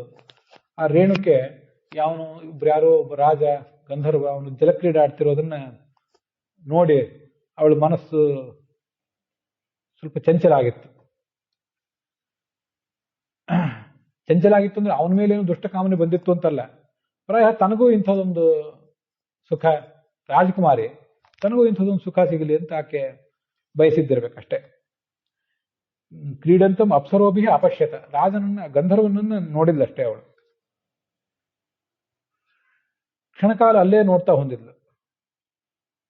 ವಿಲೋಕಯಂತಿ ಕ್ರೀಡಾರ್ಥಂ ಉದಕಾರ್ಥಂ ನದೀಂ ಗತ ಹೋಮವೇಲಾಂ ನಸಸ್ಮಾರ ಕಿಂಚಿತ್ ಚಿತ್ರರಥ ಸ್ಪೃಹ. ಚಿತ್ರಣದ ರಥ, ಆ ಗಂಧರ್ವನಲ್ಲೇ ಇವಳಿಗೆ ಆಸಕ್ತಿ ಬಂದಿತ್ತು ಅಂತ ಅಲ್ಲಿ ಏನೋ ವರ್ಣನೆ ಮಾಡಿದ್ದಾರೆ. ಆದ್ರೆ ಅವಳಿಗೆ ಆ ಥರ ಆಗಿತ್ತೋ ಇಲ್ಲೋ ನನಗೆ ಸಂಶಯ ಇದೆ. ಅಂತೂ ನನಗೂ ಇಂಥ ಒಂದು ಭಾಗ್ಯ ಸಿಗಲಿ ಅಂತ ಆಸಕ್ತಿ ಇದ್ದಿರ್ಬೇಕಷ್ಟೆ. ಮನೆಗೆ ಬಂದ್ರೆ ಪಾಪಿ ಇವಳು ಕೊಂದು ಹಾಕಿ ಬಿಡ್ರಿ ಅಂತ ಮಕ್ಕಳಿಗೆ ಆಜ್ಞೆ ಮಾಡಿದ. ಆವಾಗ ಅವ್ರು ಯಾರು ಕೊಲ್ಲಿಲ್ಲ. ಆವಾಗ ಪರಶುರಾಮ ಬಂದ. ಪರಶುರಾಮನಿಗೆ ಹೇಳಿದೆ, ಈ ಮಕ್ಕಳನ್ನು ಕೊಂದು ಹಾಕು, ತಾಯಿಯನ್ನು ಕೊಂದು ಹಾಕು. ಅವನ್ನೆಲ್ಲರನ್ನು ಕೊಂದೇ ಹಾಕಿಬಿಟ್ಟ. ಮುಂದೆ ಇರೋ ವರ ಬೇಕು ಅಂತ ಕೇಳಿದ್ದಕ್ಕೆ ಅವರೆಲ್ಲ ಮರಳಿ ಬದುಕಿ ಬರಲಿ, ನಾನು ಕೊಂದಿದ್ದವ್ರಿಗೆ ನೆನಪು ಇರೋದು ಬೇಡ, ನನ್ನ ಮೇಲೆ ದ್ವೇಷ ಇರೋದು ಬೇಡ ಅಂತ ಆ ವರ ಕೇಳಿದ್ದೆ. ಅವರೆಲ್ಲ ಎದ್ರು.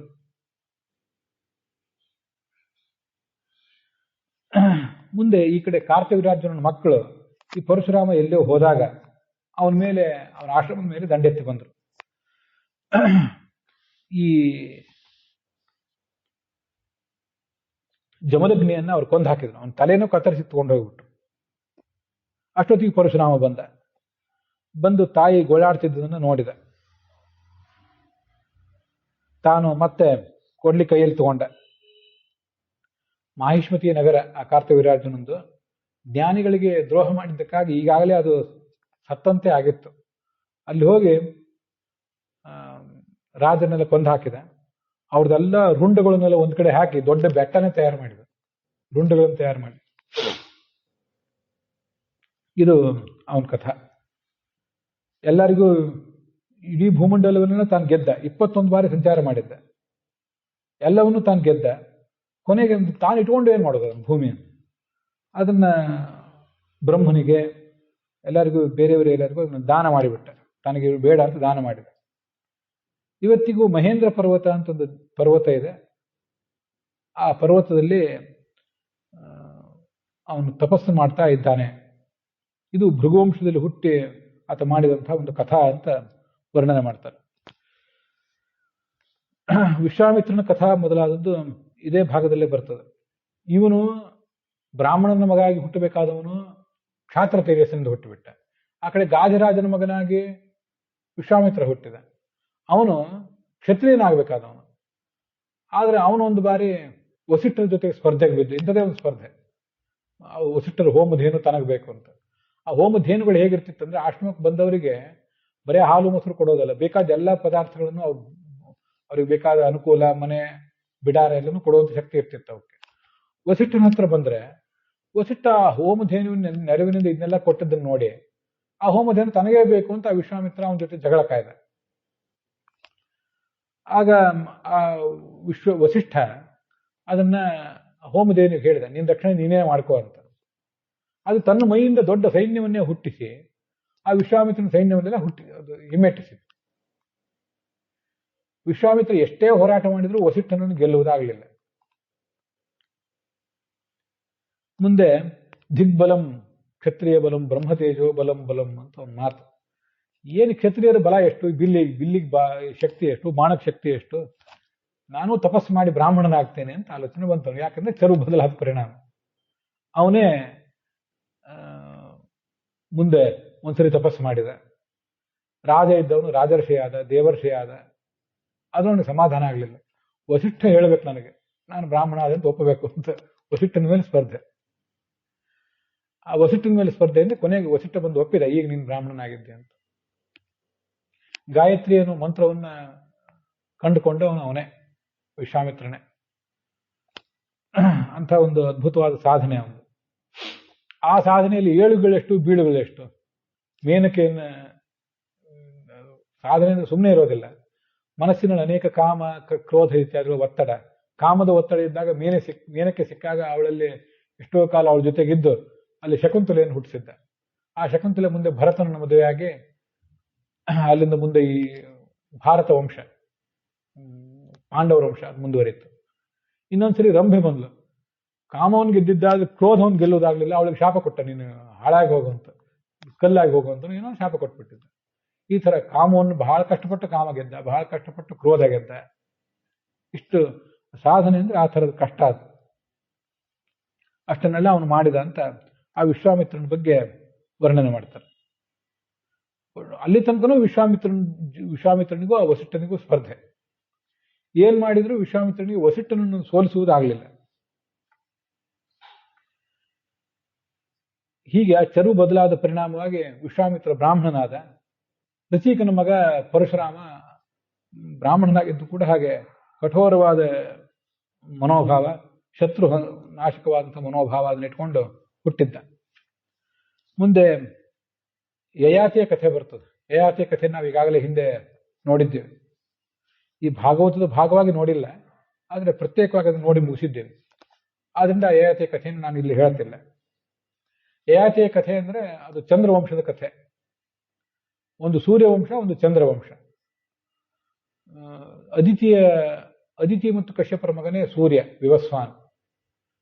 ಅವನ ಮಗ ವೈವಸ್ವತ ಮನು, ಇಕ್ಷ್ವಾಕು. ಹೀಗೆ ಇಕ್ಷ್ವಾಕು ವಂಶ ಅಂತಲೂ ಕರೀತಾರೆ ರಾಮನ ವಂಶವನ್ನು. ಆ ಚಂದ್ರನ ಮಗ ಒಬ್ಬ ಬುಧ ಅಂತಿದ್ದ. ಆ ಬುಧನ ಮಗನೇ ಪುರು ಅಂತ. ತುಂಬಾ ವಿಲಕ್ಷಣವಾದ ಕಥೆಗಳೆಲ್ಲ ನಾವು ಶಾಸ್ತ್ರದಲ್ಲಿ ಕೇಳ್ತೇವೆ. ಒಬ್ಬ ರಾಜ ಇದ್ದ, ಇಳ ಅಂತ ಅವನ ಹೆಸರು. ಅವನು ಹುಟ್ಟುವಾಗ ಮಂತ್ರದ ವ್ಯತ್ಯಾಸದಿಂದಾಗಿ ಏನು ಹೆಣ್ಣಾಗಿಬಿಟ್ಟಿದ್ದ.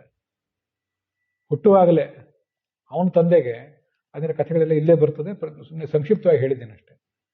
ಹುಟ್ಟುವಾಗ ಹೆಣ್ಣಾಗಿಬಿಟ್ಟಿದ್ದ. ಈ ಎಲ್ಲ ಋಷಿಗಳು ಸೇರಿ ಭಗವಂತನ ಪ್ರಾರ್ಥನೆ ಮಾಡಿದ್ರು, ಇವನು ಗಂಡಾಗಲಿ ಅಂತ. ಅದು ಗಂಡ ಆಗ್ತಾನೆ ಅಂತ ಅವ್ರು ಮಾಡಿದ್ರು. ಅದ್ರ ಮುಂದೆ ಏನಾಯ್ತು, ಇವನೊಂದ್ಸರಿ ಎಲ್ಲೋ ಬೇಟೆಯಾಡ್ಲಿಕ್ಕೆ ಹೋಗಿದ್ದ. ಶಿವಪಾರ್ವತಿಯರು ಸಂಚಾರ ಮಾಡುವಂತ ಜಾಗ. ಅಲ್ಲಿ ಪಾರ್ವತಿ ತನ್ನ ಏಕಾಂತಕ್ಕೆ ಧಕ್ಕೆ ತರುವವರೆಲ್ಲ ಹೆಣ್ಣಾಗಿಬಿಡ್ಲಿಕ್ಕೆ ಶಾಪ ಕೊಟ್ಟಿದ್ಲು. ತಿಳಿಯದೆ ಅಲ್ಲಿ ಹೋಗಿ ಇವನು ಹೆಣ್ಣಾಗಿಬಿಟ್ಟ. ಮತ್ತೆ ಗೋಳಾಟ. ಮತ್ತೆ ಋಷಿಗಳು ಇತ್ಯಾದಿಗಳೆಲ್ಲ ಸೇರಿ ಒಂದು ತಿಂಗಳು ಅವನು ಹೆಣ್ಣಾಗಿರ್ತಾನೆ, ಒಂದು ತಿಂಗಳು ಗಂಡಾಗಿರ್ತಾನೆ ಅಂತ ವ್ಯವಸ್ಥೆ ಮಾಡಿದ್ರು. ಅವನು ಹೆಣ್ಣಾಗಿದ್ದಾಗ ಚಂದ್ರನ ಮಗ ಬುಧನ ಕೈಗೆ ಸಿಕ್ಕ. ಅವರಿಬ್ಬರದು ದಾಂಪತ್ಯದಿಂದ ಹುಟ್ಟಿದವನು ಪುರೂರವ ಮತ್ತು ಸ್ವರ್ಗಲೋಕದ ಅಪ್ಸರೆ ಊರ್ವಶಿ ಅವರಿಂದ ಹುಟ್ಟಿದವನು ಅದರಿಂದ ಕೆಲವು ಮಕ್ಕಳು ಹುಟ್ಟಿದರು, ಯತಿ ಇತ್ಯಾದಿಗಳೆಲ್ಲ. ಅಲ್ಲಿಂದ ಮುಂದೆ ನಹುಷ ಹುಟ್ಟಿದ. ಆ ನಹುಷನೇ ಸ್ವರ್ಗದ ಸಾಮ್ರಾಟ ಆಗಿದ್ದ ಕೆಲವು ಕಾಲ, ಇಂದ್ರ ಬ್ರಹ್ಮಹತ್ಯೆಗೆ ಒಳಗಾಗಿದ್ದಾಗ. ಅಲ್ಲಿಂದ ಮುಂದೆ ಹುಟ್ಟಿದವನೇ ಯಯಾತಿ.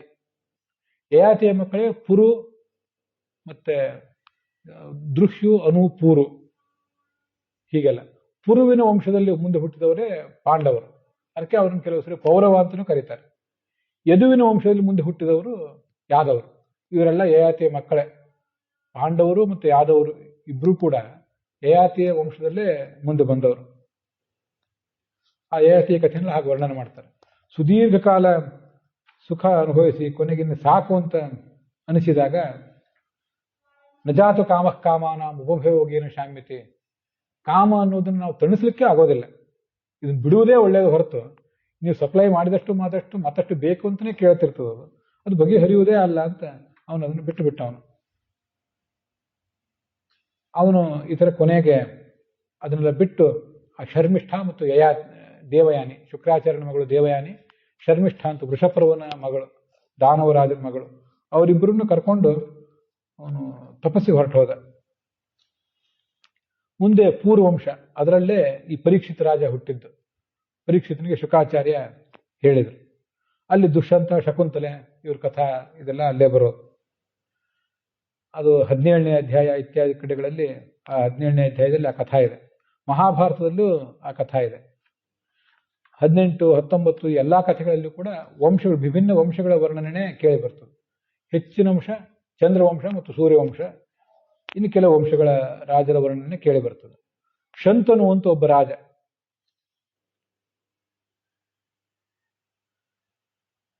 ಆ ಶಂತನು ಅಂದ್ರೆ ಭೀಷ್ಮನ ತಂದೆ. ಅಲ್ಲೂ ಪಾಂಡವರ ವಂಶಕ್ಕೆ ಮುಂದೆ ಕಾರಣ.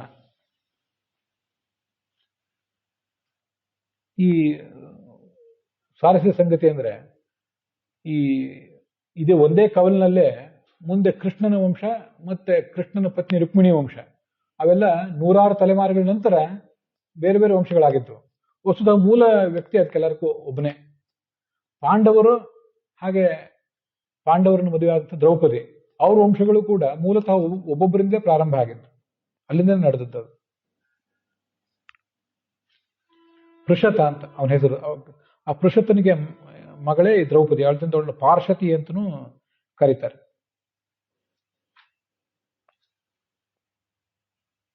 ಆ ಶಂತನುವಿನ ಮಕ್ಕಳು ವಿಚಿತ್ರವೀರ್ಯ, ಚಿತ್ರಾಂಗದ ಅಂತ. ಅವರಿಬ್ಬರು ಈ ಸತ್ಯವತಿಯಿಂದ ಹುಟ್ಟಿದವರು. ಗಂಗೆಯಿಂದ ಹುಟ್ಟಿದವನು ಭೀಷ್ಮ. ಹೀಗೆ 3 ಜನ ಮಕ್ಕಳು ಅವರಿಗೆ. ಭೀಷ್ಮ ರಾಜ್ಯ ಆಳಲಿಲ್ಲ, ನಮಗದು ಗೊತ್ತಿದೆ. ಆ ಚಿತ್ರಾಂಗದ ಅನ್ನೋನು ಗಂಧರ್ವರ ಜೊತೆ ಹೋರಾಟ ಮಾಡಿ ಸತ್ತೋಗಿಬಿಟ್ಟ. ವಿಚಿತ್ರವೀರ್ಯ ಅಂತ ಒಬ್ಬ ಉಳಿದಿದ್ದ, ಅವನಿಂದ ಹುಟ್ಟಿದವರು ಪಾಂಡು ಮತ್ತೆ ಧೃತರಾಷ್ಟ್ರ, ಹಾಗೆ ವಿದುರ. ಆ ಕಥೆನೂ ನಮ್ಗೆ ಗೊತ್ತಿದೆ. ದಾಸಿಯಲ್ಲಿ ಹುಟ್ಟಿದವನು ವಿದುರ. ಅಂಬಿಕೆ, ಅಂಬಾಲಿಕೆ ಅಂತ ಇಬ್ಬರಿದ್ರು ಅವನಿಗೆ, ವಿಚಿತ್ರವೀರ್ಯನಿಗೆ ಪತ್ನಿಯರು. ಅವರಿಬ್ಬರಲ್ಲಿ ಹುಟ್ಟಿದವರೇ ಈ ಪಾಂಡು ಮತ್ತೆ ಧೃತರಾಷ್ಟ್ರ. ಅಲ್ಲಿಂದ ಮುಂದೆ ಪಾಂಡುವಿಗೆ 5 ಜನ ಮಕ್ಕಳು, ಧೃತರಾಷ್ಟ್ರನಿಗೆ 100 ಜನ ಮಕ್ಕಳು. ಇದನ್ನು ಕೂಡ ನಾವು ಕೇಳಿದ್ದೀವಿ. ಇದನ್ನೆಲ್ಲ ಇದು ನಿಮ್ಮ ಅಜ್ಜ ಮುತ್ತಜ್ಜಂದ್ರ ಕಥೆ ಅಂತ ಶುಕ ಅವರಿಗೆಲ್ಲ ಕಥೆ ಹೇಳ್ತಾ ಮುಂದುವರಿಸಿದರು. ಅದು ಹೀಗೆ 20ನೇ ಅಧ್ಯಾಯ.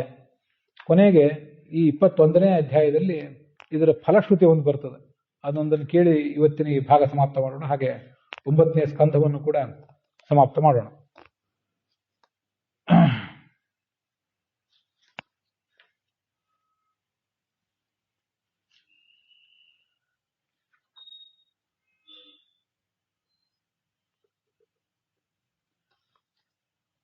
ಭಗವಂತನ ಈ ಜನ್ಮ ಇತ್ಯಾದಿಗಳಿಗೆ ಅವನು ಯಾಕೆ ಜನ್ಮ ತಾಳ್ತಾನೆ, ಅವನ ಉದ್ದೇಶ ಏನು ಅನ್ನೋದು ಸಾಮಾನ್ಯವಾಗಿ ಯಾರಿಗೂ ತಿಳಿಯೋದೇ ಇಲ್ಲ. ಜಗತ್ತಿನಲ್ಲಿ ಎಲ್ಲೆಲ್ಲಿ ಅಧರ್ಮ ಕಾಣುತ್ತದೋ ಆ ಅಧರ್ಮದ ನಾಶಕ್ಕಾಗಿ ಮತ್ತು ಧರ್ಮದ ಪುನರುತ್ಥಾನಕ್ಕಾಗಿ ಭಗವಂತ ಮತ್ತೆ ಹೀಗೆ ನಾನಾ ಥರದ ಅವತಾರಗಳು ತಾಳ್ತಿರ್ತಾನೆ. ಇಷ್ಟು ಥರದ ಅವತಾರಗಳು ನಾವು ಮಾಡಿದ್ದಾನೆ. ಇವನ್ನೆಲ್ಲ ನಾವು ಒಂದ್ಸರಿ ಆದರೂ ಶ್ರವಣ ಮಾಡಿದರೆ, ಅಸ್ಮಿನ್ ಸತ್ಕರ್ಣ ಪೀಯೂಷೆ ಯಶಸ್ತೀರ್ಥವರೇ ಅಸಕೃತ ಶ್ರೋತ್ರಾಂಜಲಿ ರೂಪಸ್ಪೃಶ್ಯ ಧುನುತೆ ಕರ್ಮವಾಸನಾಹ. ಭಗವಂತನ ಅವತಾರಗಳನ್ನು ಇಲ್ಲಿವರೆಗೆ ಕೇಳಿದರೆ, ಮತ್ಸ್ಯ, ಕೂರ್ಮ, ವರಾಹ, ನರಸಿಂಹ, ವಾಮನ, ಪರಶುರಾಮ, ರಾಮ ಅಂತ ಇಷ್ಟು ಅವತಾರಗಳನ್ನು ಕೇಳಿದ್ವಲ್ಲ, ಮುಂದೆ ಕೇಳುವವರು ಇದ್ದೀವಲ್ಲ, ಇವನ್ನೆಲ್ಲ ಕೇಳಿದರೆ ನಮ್ಮ ಕಿವಿಗೆ ಇದು ಬಿದ್ದರೆ ನಮ್ಮ ದುಷ್ಕರ್ಮ, ನಮ್ಮ ವಾಸನ, ನಮ್ಮ ಸಂಸ್ಕಾರ ಇವೇ ನಮ್ಮನ್ನು ಆಳುವವು, ನಮ್ಮನ್ನು ಕಂಟ್ರೋಲ್ ಮಾಡುವವೇ ಈ ದುರ್ಗುಣಗಳು. ಅವು ಎಲ್ಲ ಕ್ರಮವಾಗಿ ಕಳೆದು ಹೋಗ್ತವೆ. ಅದಕ್ಕಾಗಿ ಭಗವಂತನ ಲೀಲೆಗಳನ್ನು ಕೇಳಬೇಕು ಅಂತ ವರ್ಣನೆ ಮಾಡ್ತಾರೆ.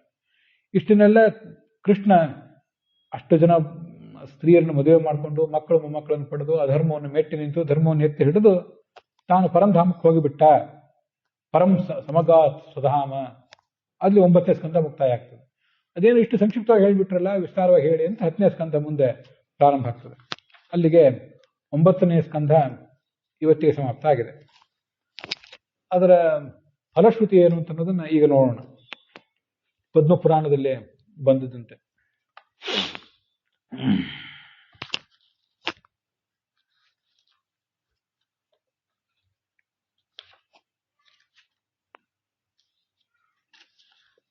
ಗೋಹತ್ಯೆ ಮಾಡಿದ್ರಿಂದ ಬಂದ ಪಾಪ ಪರಿಹಾರ ಆಗ್ತದೆ.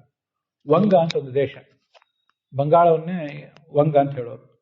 ಅಲ್ಲೊಬ್ಬ ಕೃಷಿಕ ಇದ್ದ. ನಿತ್ಯ ಪುರಾಣ ಇತ್ಯಾದಿಗಳನ್ನ ಕೇಳ್ತಿದ್ದ, ಜ್ಞಾನಿಗಳಿಗೆ ಸತ್ಕಾರ ಮಾಡ್ತಿದ್ದ, ತೀರ್ಥ ಸ್ನಾನ ಮಾಡಿ ಮುಂದೆ ಭೋಜನ ಮಾಡ್ತಿದ್ದ. ನಿತ್ಯ ಗದ್ದೆಯಲ್ಲಿ ಕೂತಿದ್ದ. ಗದ್ದೆಗೆ ರಾತ್ರಿ ಹೊತ್ತು, ಕೃಷಿಕ ಆದ್ರಿಂದ ಅಲ್ಲಿ ಕೂತಿದ್ದ. ರಾತ್ರಿಯಲ್ಲಿ ಅನೇಕ ದನಗಳು ಬಂದದನ್ನು ನೋಡಿದ. ಒಂದು ಕೋಲ್ ತಗೊಂಡು ಅವನು ಬೆನ್ನಟ್ಟಿದ. ಎಲ್ಲಾ ದನಗಳು ಓಡಿ ಹೋದವು. ಒಂದು ದನ ಮಾತ್ರ ಶಕ್ತಿಯಿಂದ ನಿಧಾನಕ್ಕೆ ಹೋಗ್ತಿತ್ತು. ಇವನು ಕೈಲಿದ್ದು ಕೋಲ್ ತಗೊಂಡು ಅದ್ರ ಮೇಲೆ ಒಂದು ಏಟು ಹಾಕಿದ. ಅದು ಪ್ರಾಣನೇ ಬಿಟ್ಟಿತು. ತುಂಬಾ ಸಂಕಟ ಆಯ್ತು ಅವನಿಗೆ. ಅದನ್ನು ತಗೊಂಡೋಗಿ ನದಿ ತೀರದಲ್ಲಿ ಅದಕ್ಕೆ ಉತ್ತಕ್ರಿಯೆ ಮಾಡಿದ. ಅದನ್ನ ಹಾಕಿದ, ಮನೆಗೆ ಹೋದ. ಮುಂದೆ ಮಹಾ ನೀಚನಾಗಿ ಹುಟ್ಟಿಬಿಟ್ಟ ಮುಂದಿನ ಜನ್ಮದಲ್ಲಿ ಗೋಹತ್ಯೆ ಮಾಡಿದ್ರಿಂದ. ಇವನು ಹುಟ್ಟಿದ ಕೂಡಲೇ ಅವನ ದುರದೃಷ್ಟ ಹೇಗಿತ್ತಂದ್ರೆ, 10ನೇ ಹುಟ್ಟಿದ ಕೂಡಲೇ ಅವನ ತಾಯಿ ಸತ್ತಲು. ಮತ್ತೆ 10 ದಿವಸದಲ್ಲಿ ತಂದೆ ಸತ್ತ. ಅಜ್ಜನ ಮನೆಯಲ್ಲಿ ಬೆಳೆದ, ತಾಯಿಯ ಮನೆಯಲ್ಲಿ ಬೆಳೆದ, ಮುದುಕ ಆದ. ಒಂದ್ಸರಿ ಏನೋ ಯಾವುದೋ ಕಾರಣಕ್ಕಾಗಿ ಯಾರ್ದೋ ಕೆಲವು ಜ್ಞಾನಿಗಳಾದ ಬ್ರಾಹ್ಮಣರು ಇದ್ದ ಪರಿಸರಕ್ಕೆ ಹೋದ. ಮಳೆ ಬರ್ತಿತ್ತು. ಮಳೆ ಬರ್ತಿದೆ. ಮಳೆಯ ರಕ್ಷಣೆಗಾಗಿ ಒಂದು ಮರದ ಬುಡದಲ್ಲಿ ನಿಂತ. ಅಲ್ಲೊಬ್ಬ ವಸುದೇವ ಅಂತ ಬ್ರಾಹ್ಮಣ 9ನೇ ಸ್ಕಂದದ ಪ್ರವಚನ ನಡೆಸಿದ್ದ. ಜನ ಕೂತ್ ಕೇಳ್ತಾ ಇದ್ರು. ಇವನು ಅದನ್ನು ಕೇಳಿದ.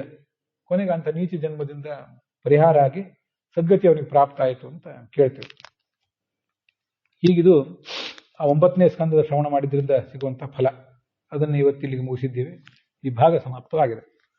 ಹುಸಿಯ ನಾಡಿ ಹೊಟ್ಟೆ ಹೊರೆವ ವಿಷಯದಲ್ಲಿ ರಸಿಕನೆಂದು ಹುಸಿಗೆ ಹಾಕಿದಿರೋ ಇನ್ನು ಹೃಷಿಕೇಶನೇ, ಈಶ ನಿನ್ನ ಚರಣ ಭಜನೆ ಆಸೆಯಿಂದ ಮಾಡುವೆ, ದೋಷ ರಾಶಿ ನಾಶ ಮಾಡು ಶ್ರೀಶಕೇಶವ. ಶ್ರೀಕೃಷ್ಣಾರ್ಪಣ ಮಸ್ತು.